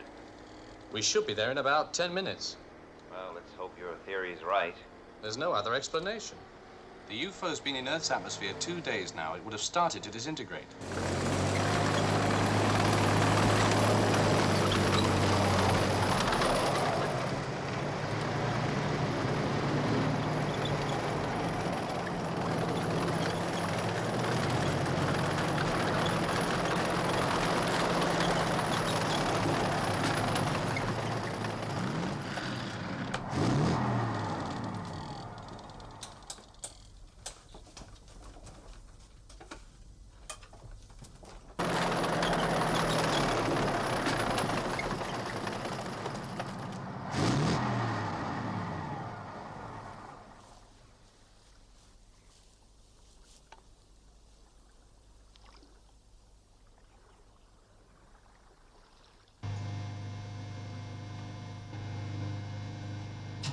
Mobile 1? We're in position, ready to fire. Roger. Mobile 2? In position and ready. Roger. Set detonation for 10 seconds. Mobile 1, fire.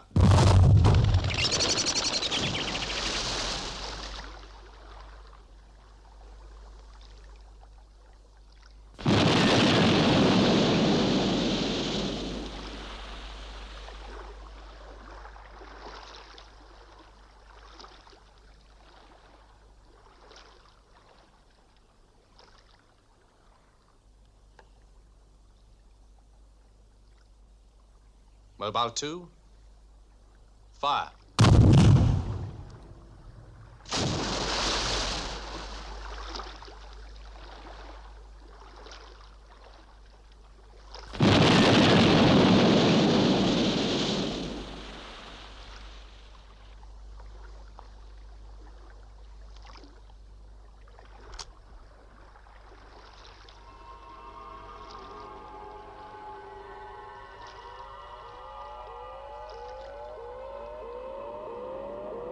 All mobiles stand by for rapid fire.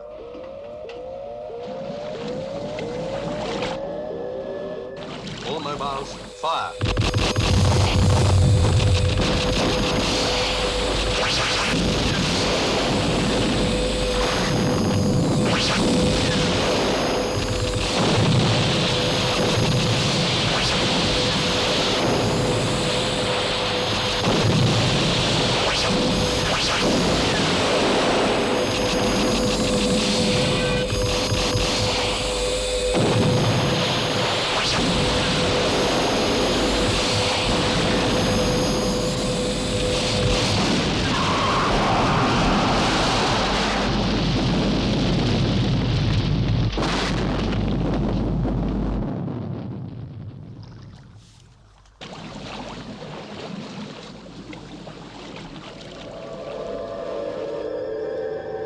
Mobile 3, get the skin team ready. There's something in the water.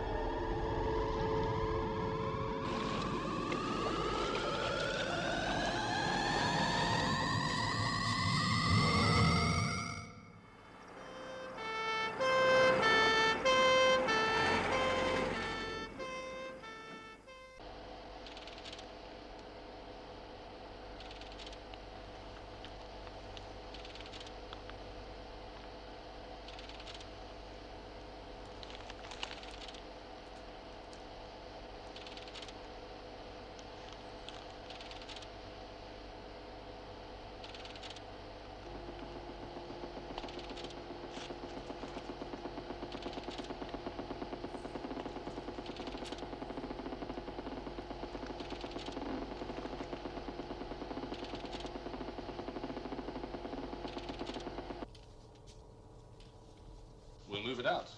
That could be more dangerous than dealing with it here. If a trigger mechanism is set, any movement could blow this place to pieces. You mean defuse it here? I don't know, Paul. I'm not saying that it is an explosive device. What I am saying is that we must treat it like one.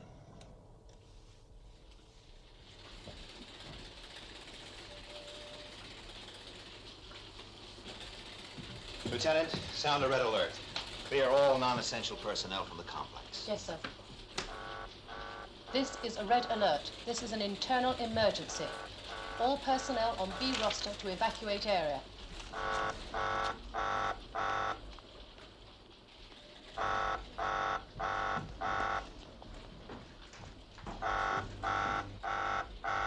Could be a long wait. There's an old miner's saying, Paul. The nearer you are to an explosion, the better your chances are.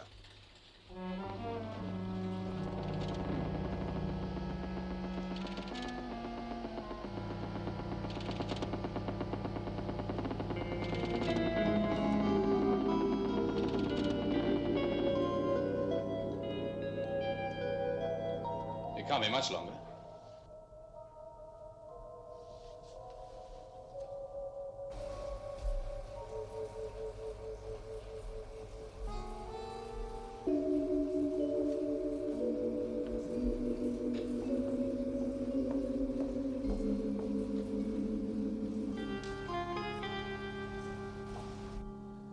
But what What about the other wreckage? Most of it disintegrated. And this didn't? No. It must be something pretty special. Straker, The radiation tests will be through in a couple of minutes, sir. we'll be right there.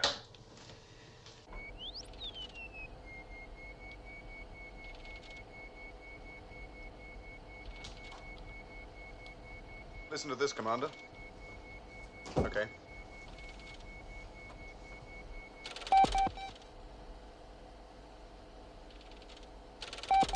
We're picking it up on the audio sensor. From somewhere in the center here. Well, what do you make of it? It's regular, mechanical.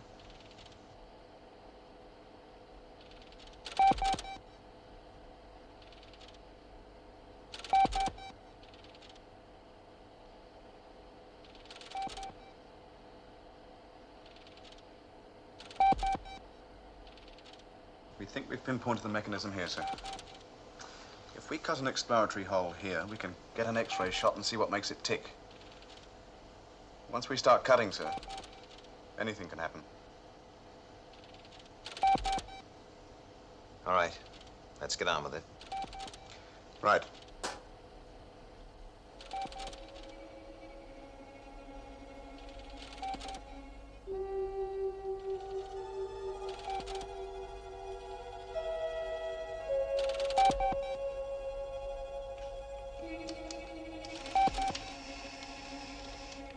Temperature low. Radiation negative.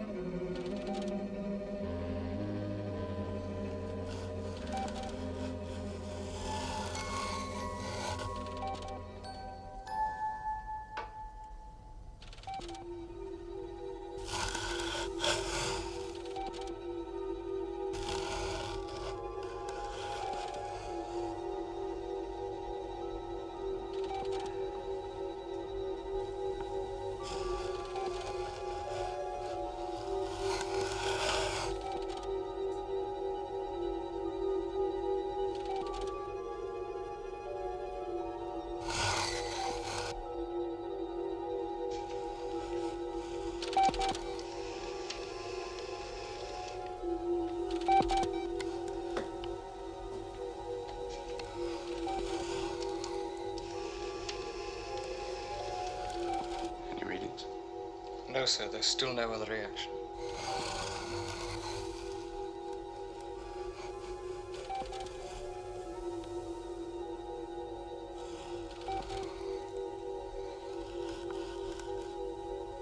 Any readings?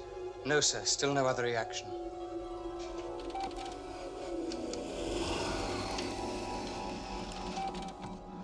It's through. I'm going to remove the cutout.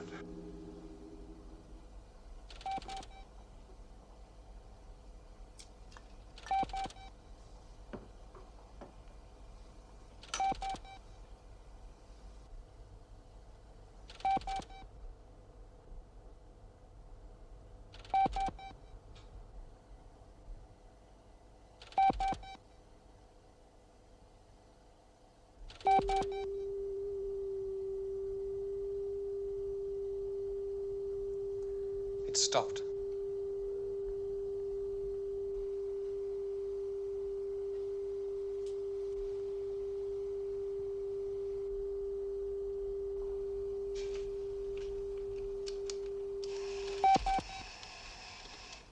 All right, let's get moving.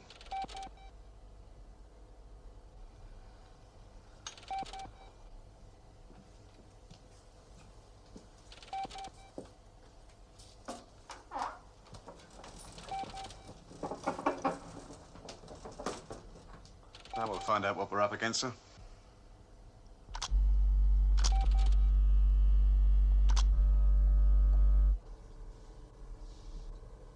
There's no possible doubt? No, sir. It is a human heart. Russell's stone. It must be. They've slowed his rate of metabolism and heartbeat down by lowering the body temperature. All packed up, ready for shipment. The doctors think there is a chance they can get him out alive, but they'd like someone he knows to be around when he comes to. I'll take care of it. Yes.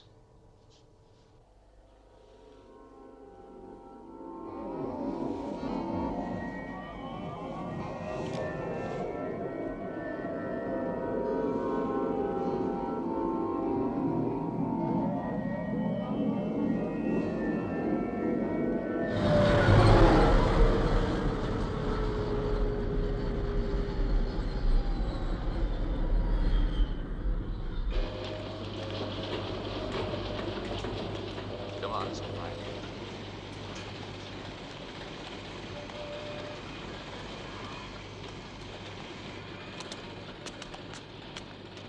Miss Stone, this is Commander Straker.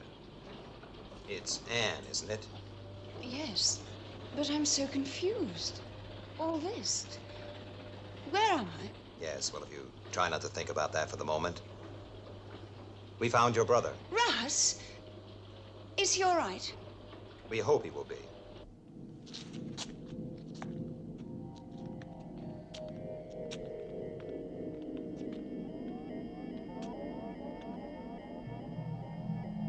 Russ?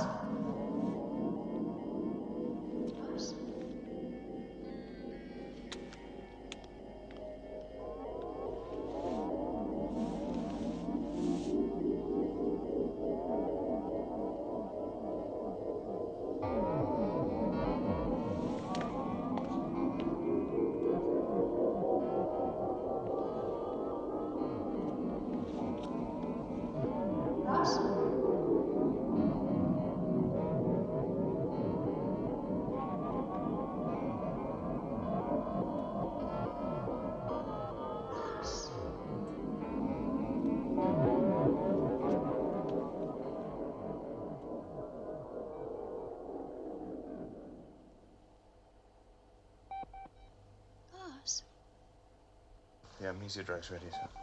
Right.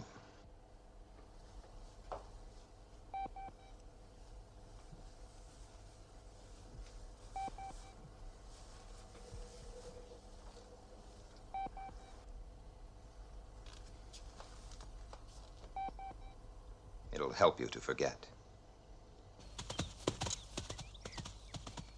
Good boy, Bluey.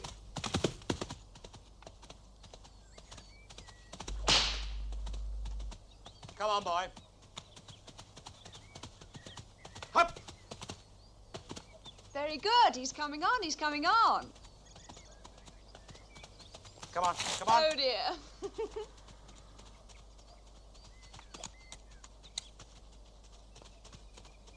Come on, boy. Good boy.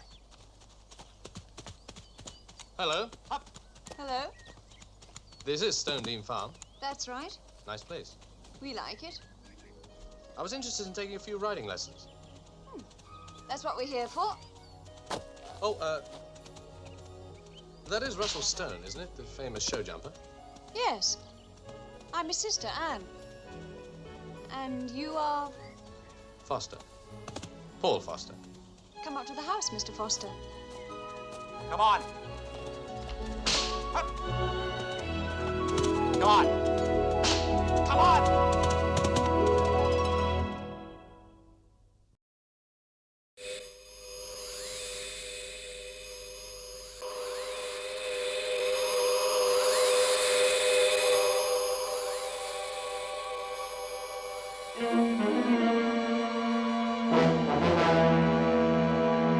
I have a possible sighting, Lieutenant. Bearing?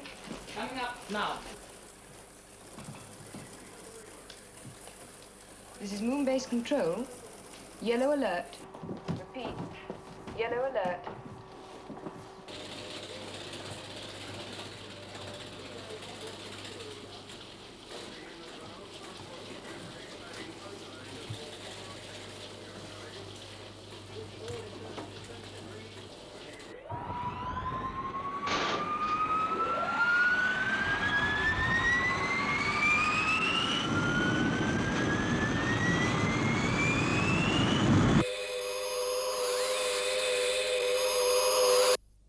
Red alert.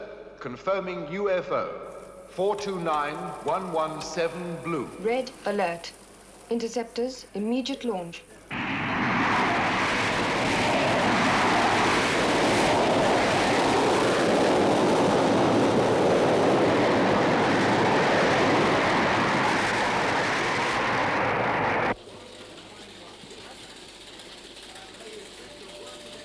We have the termination, sir.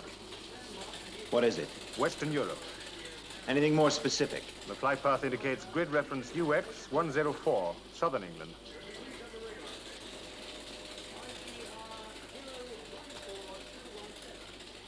Southern England.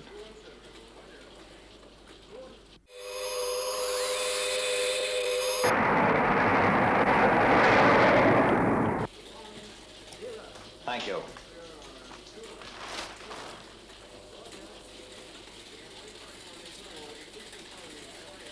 Interceptor's closing in. I'll give the command. Sir? Tell Moonbase I'll give the command. Yes, sir. Shadow control to Moonbase. Orders from Commander Straker. Suspend interceptor UFO track until closing. authorized. Range 11 million miles.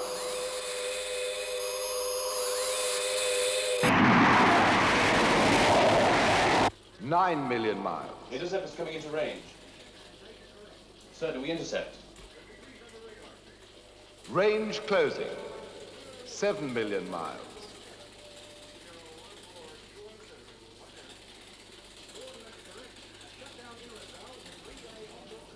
Sir, do we intercept? No. Negative. Negative? That's what I said. 5 million miles. Shadow control to Moonbase. Interception negative. Repeat, interception negative. Interceptors to return to Moonbase. This is Moonbase control to interceptors. Return to base.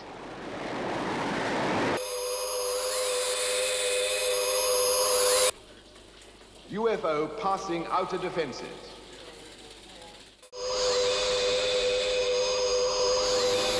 UFO maintaining course. Confirm speed 4.7.4.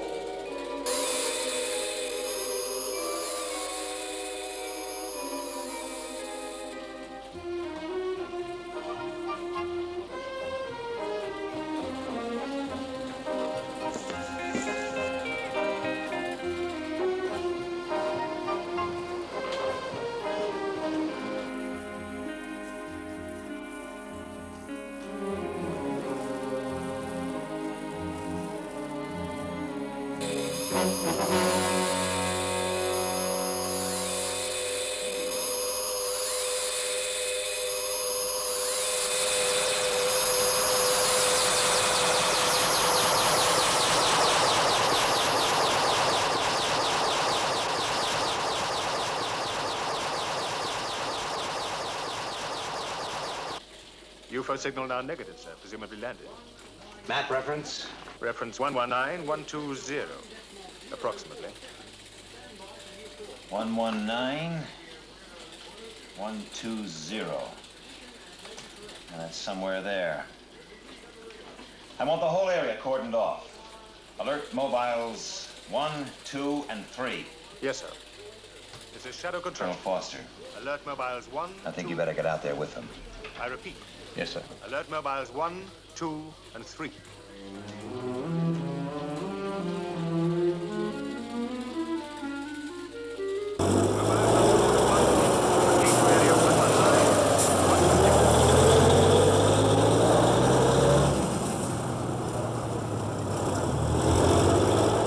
Transporter 2, proceed to area 119128.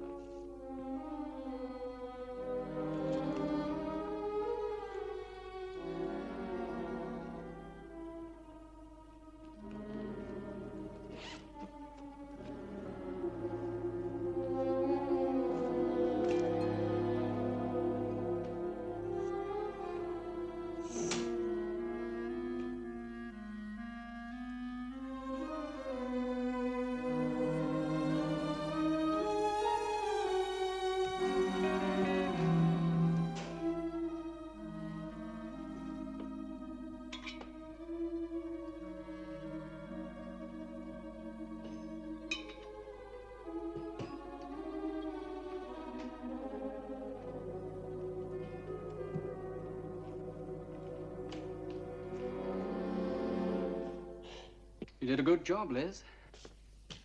Cass, I can't.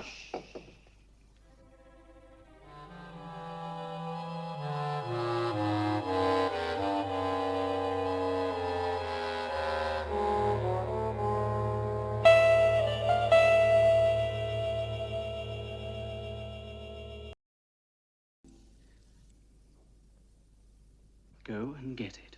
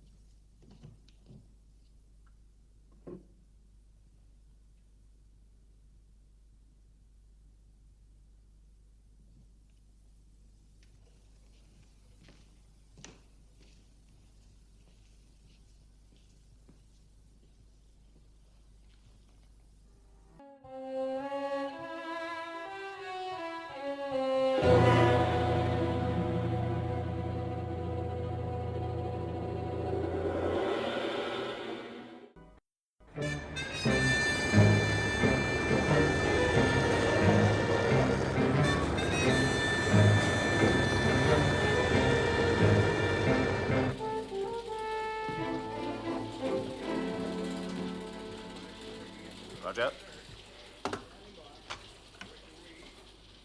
This is Commander Straker to all mobile operatives.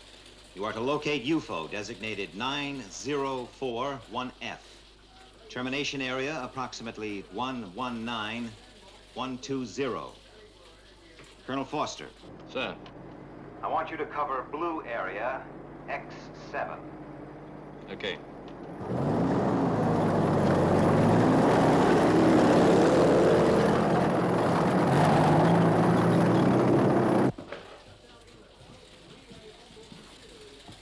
Hello, Alec. So you let one through? That's right. Why don't we do the job properly? What do you mean? Ask the aliens round for drinks. Let's go into the office.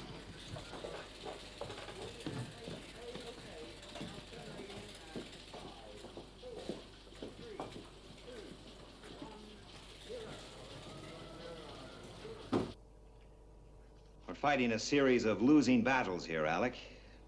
Why? Because we don't really know who or what we're fighting. I've waited months for a chance like this, Alec. A UFO right on our own doorstep. That's why I let this one through. And those mobiles are on the way to bring it in, intact, before any deterioration sets in.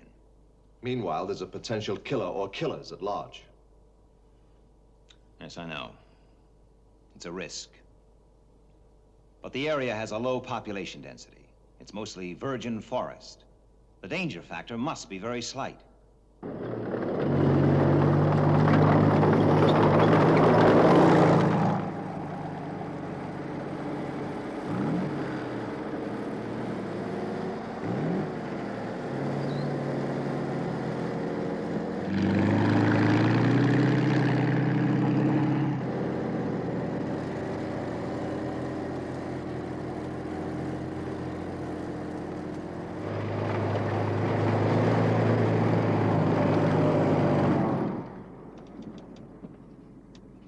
Mobile 1 to Shadow Control.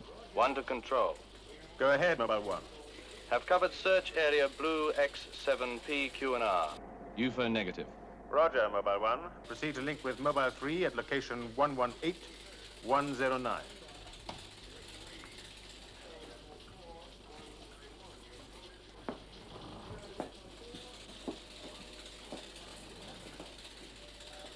Shadow Mobiles 2 and 3 are due to report any moment now, sir. Areas X8 and 9 are practically covered. Well, what about Mobile 1? His progress is slower. He has the densest area. Every inch of that forest has to be searched. Somewhere in there, there's a UFO. And we're going to find it. Intact.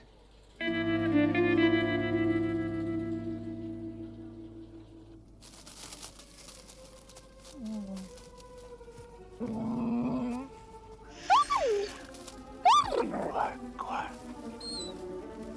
Oh, boy. Come on.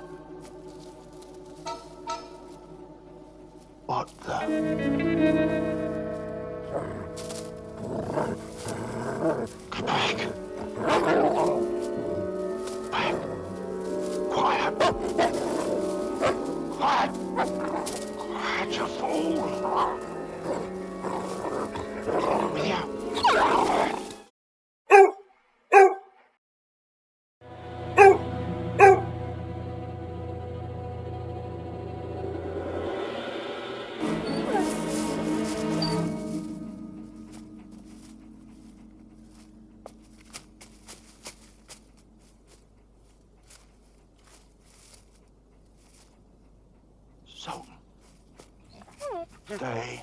That's a good boy. Come on. Come on. Oh. Come on. Come on. What's the matter with you, eh? That's a good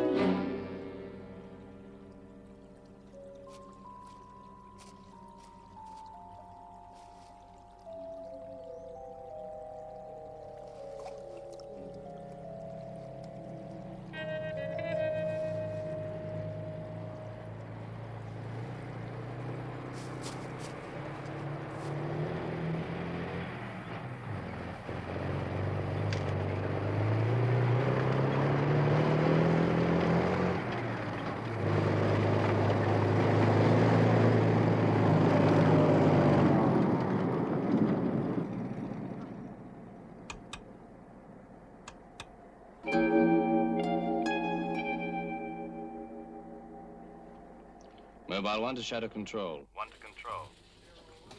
Go ahead, 1. Have located UFO. Position blue area 119113. This is Straker. Advise on condition. It's a total wreck.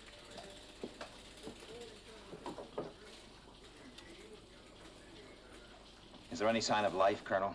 Investigating now, sir.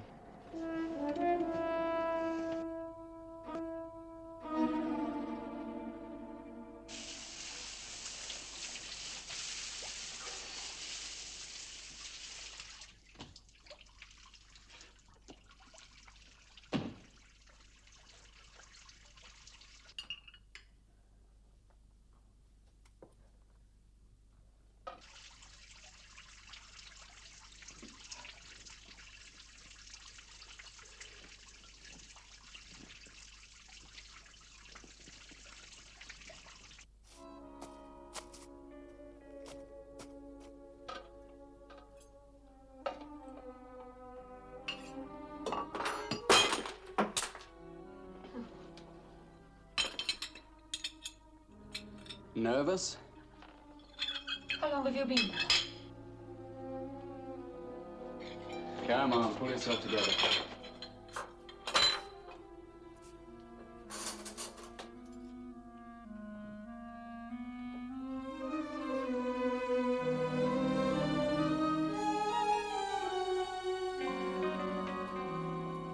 Let's go over it once again. Take it from 11 o'clock. From 11 o'clock. At 11 o'clock, we finish supper. Then I do the washing up. There's something else. What do you mean?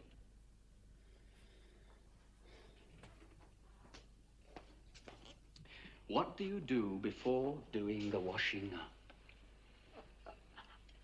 I call up Midge Clayton. I tell her that I'm ringing her from the cottage. And I ask her over for lunch tomorrow. Then Why? Why do you invite her over for lunch? I'm nervous about being here on my own. Then I tell her two things. Firstly, that Jack can't be with me because he has to go north on a business trip. Secondly, that I'm going to go to bed and take a sleeping pill. Dispatch the analysis teams to the area. Yes, sir. Shadow Control to ADP unit. Proceed to Blue Area 119, 113.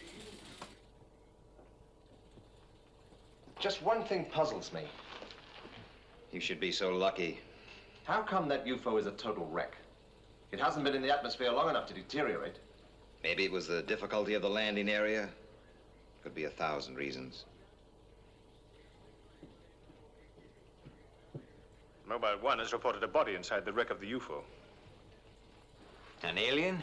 They can't tell. It's severely charred. They'll get a call back as soon as they have more information.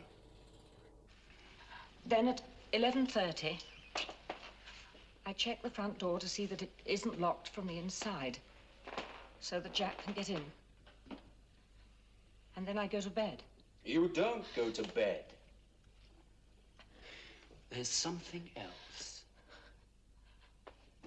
Oh, yes, I changed the bulb by the front door for a dud one. Right. Go on. Then I go to bed and I put out the light. No, I read for 5 minutes. But I find I can't concentrate. So I turn out the light and wait for Jack. And when he comes? I hear the gate creak. I get up. And I come in here. So I take the gun. You take the gun, then what? Then what? I stand at the bedroom door with the gun pointing towards the front door. Go on. Then, when Jack opens the front door, you take aim and you fire, right? I can't, Cass, I can't. Perfectly simple. You're all alone here, someone breaks in, you take aim and you fire. And aren't you forgetting one thing? What was that? I'll be here. Right beside you. Oh, Cass, stay.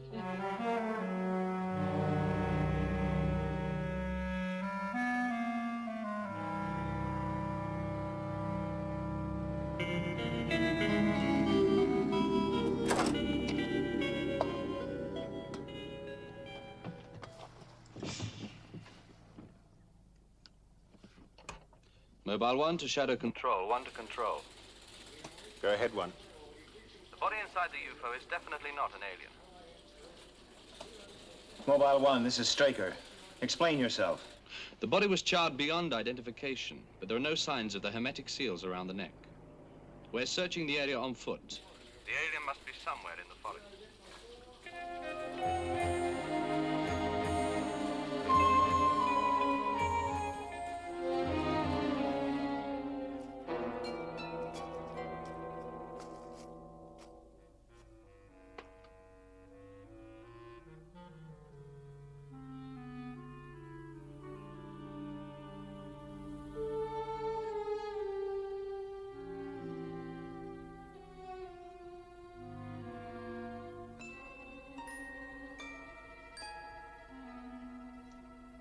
It's time.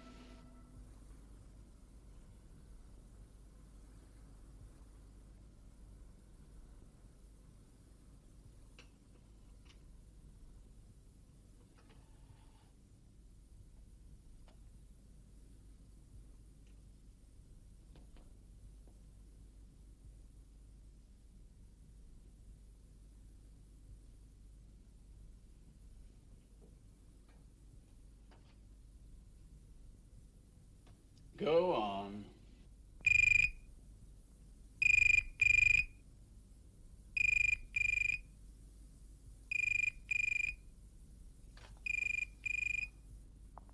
Answer it.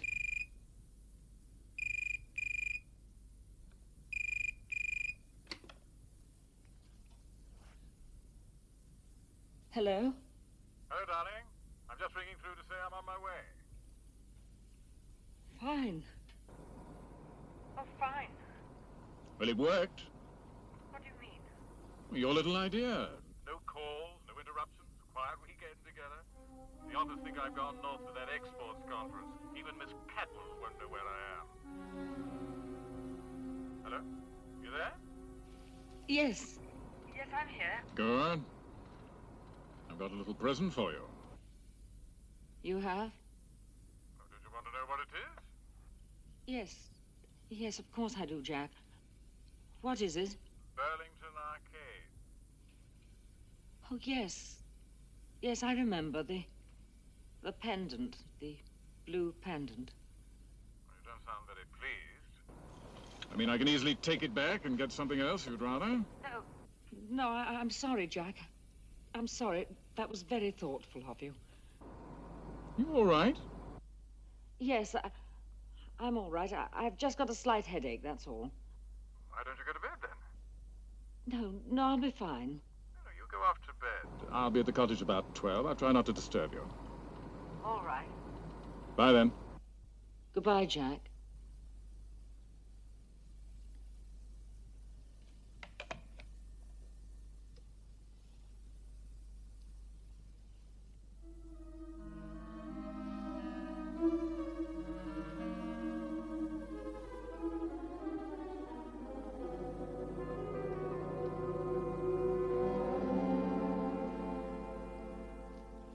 You heard? Yes? You heard how he was talking.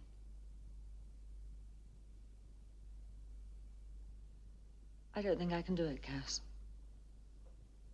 I can't go through with it. Do you know how long we've known each other? 10 months? A year? It's exactly 1 year and 1 month ago that I first came into your house. I noticed the way he spoke to you then. I've heard him 1,000,000 times since. Well? Every time he talks to you, it's in that way. Cass... Words. What's he ever given you but words? You've said so yourself over and over again. He's clothed you, fed you.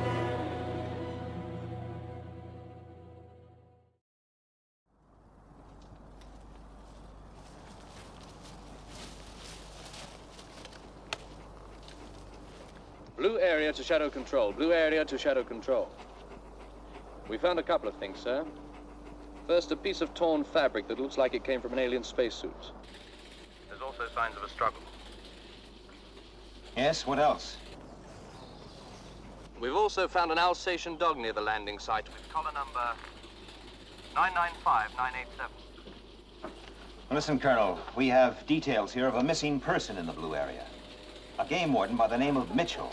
That dog collar information checks. Now, it's my guess that it's Mitchell's body you found in the debris. Try using the dog to locate the alien. The chances are it can pick up the scent. Yes, sir.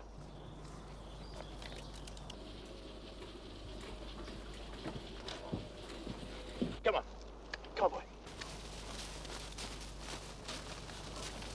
Okay, follow me.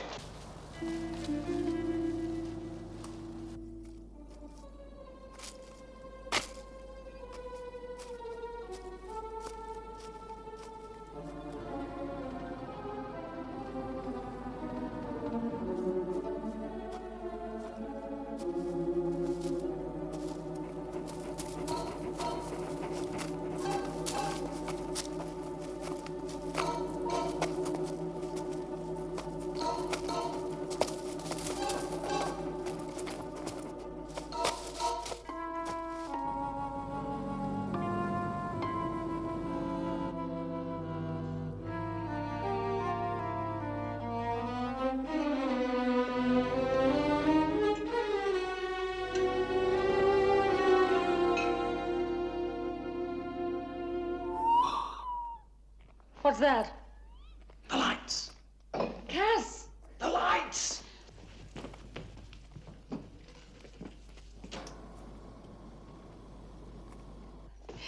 He's coming out early.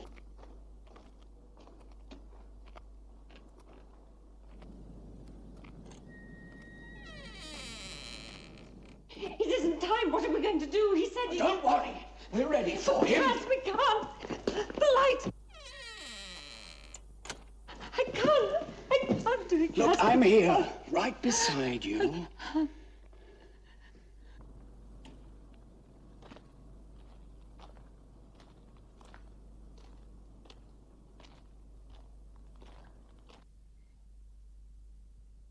He stopped. He's coming round to the front, Cass. He's at the door. For God's sake,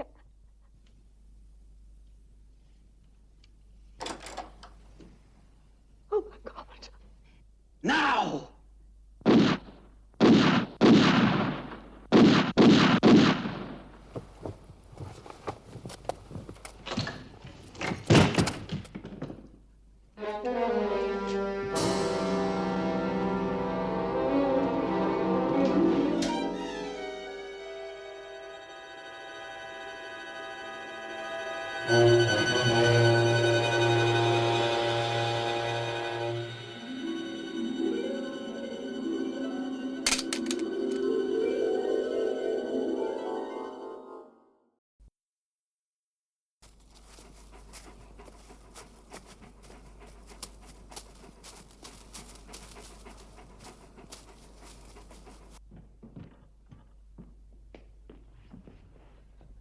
What's the matter, Cass? What are you doing? I'm trying to think. What are we going to do? How are we going to explain it? Who is he? Shut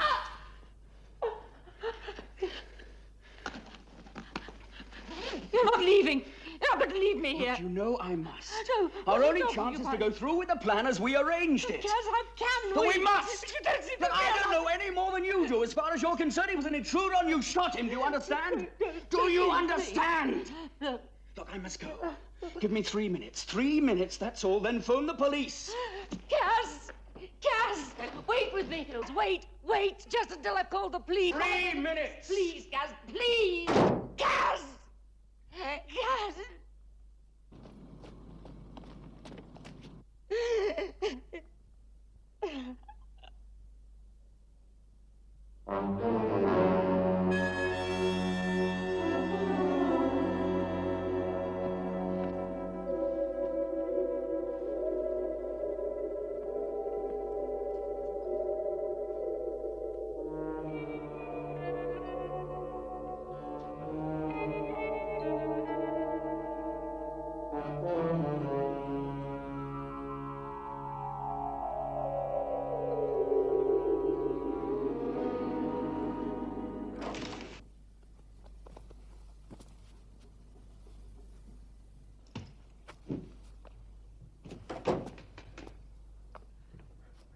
Would you get your coat, Mrs. Newton? What are you doing here? Who are you? Are you the police? How do you know my name? Please.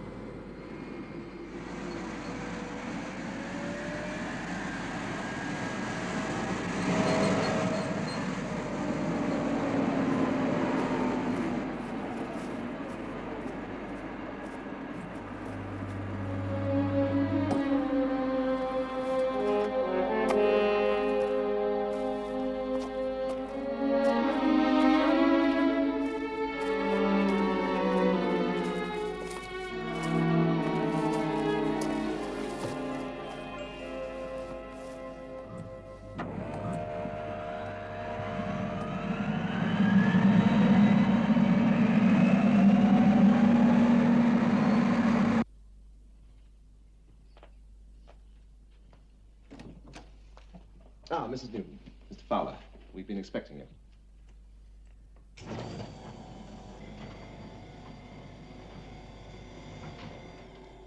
This way, please. Would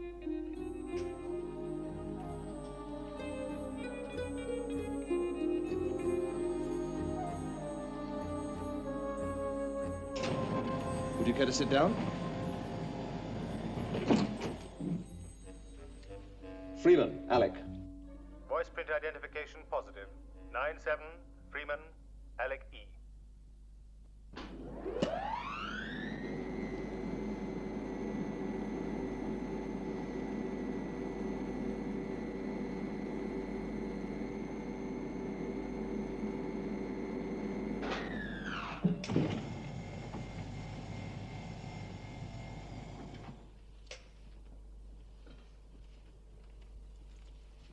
Now, if you just follow me, please.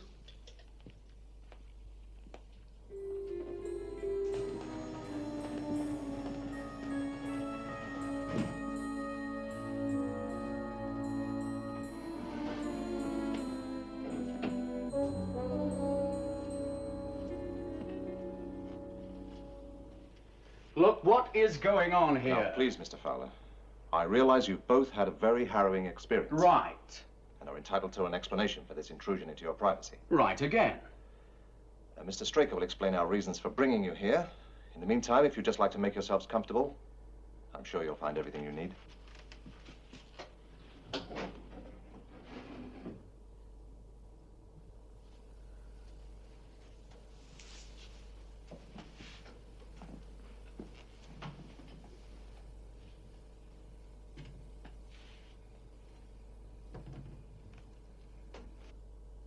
What are you doing? Just be very careful what you say. Where are we? I don't know, under some kind of film studio. I don't understand. Neither do I. We must get our story straight.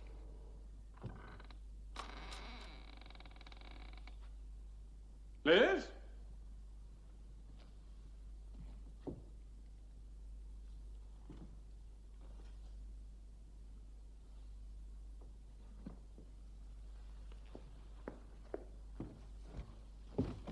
Liz? Who are you?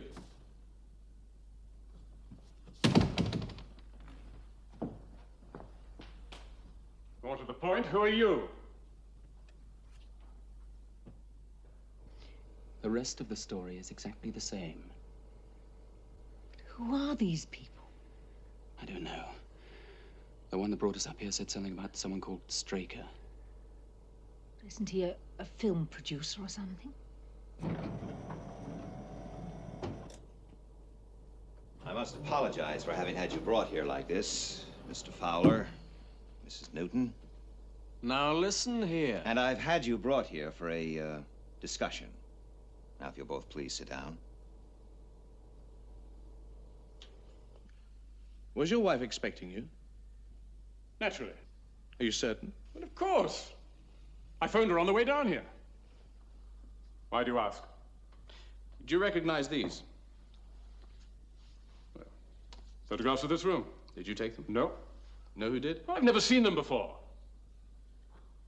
Do you keep a gun here, Mr. Newton? Yes. Who knew about it? Wife? Anyone else? I'm not sure. Don't think so. Look, what is this all about? I'm sorry, you'll just have to bear with me. I suggest that you return to London. I'll arrange for your wife to join you there as soon as possible.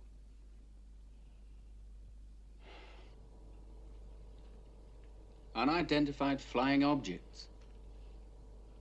Aliens from another planet. A World Defense Organization. It's incredible. Then the lives of everyone can be in terrible danger all the time. Very great danger. That's the reason for all the security. The general public must never know.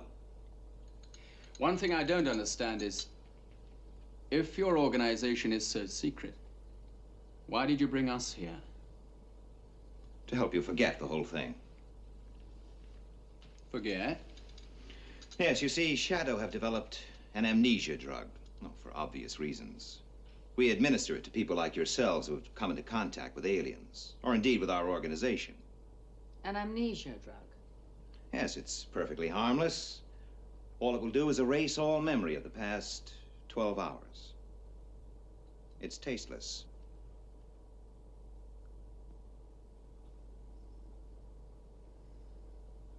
Would you, care for some more coffee?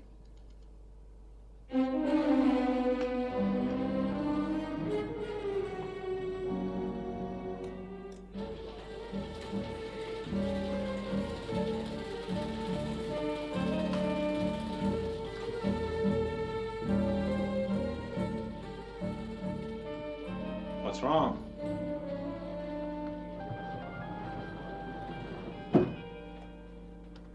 Paul has just come up with a very interesting theory. Oh? Tell him. Mrs. Newton and Fowler said they heard an intruder and shot him as he forced open the door. Plausible. Yes. If they weren't expecting the husband. The husband? He came back to the cottage 40 minutes ago. Is our security angle covered? Yes, that's all taken care of. But don't you see what it means? They planned a cold-blooded murder. They had it all worked out. But unfortunately for them, an alien came through that door instead of her husband. It all fits. Morally, they're guilty. Oh. Well, the amnesia drug was administered a few minutes ago. They won't be able to remember a thing.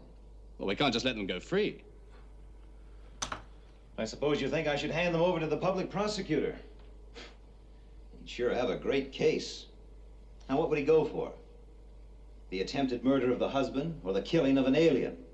We can't produce that body. There's no concrete evidence against them.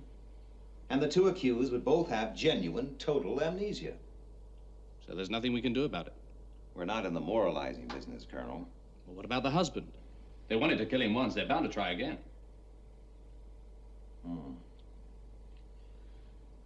Well, in the line of duty, we stumbled onto a triangle. Shadow's involvement made it a square. All we're doing is erasing the past 12 hours. So it's back to the triangle. Colonel Foster, you get back to that UFO. Get all the information you can. Right.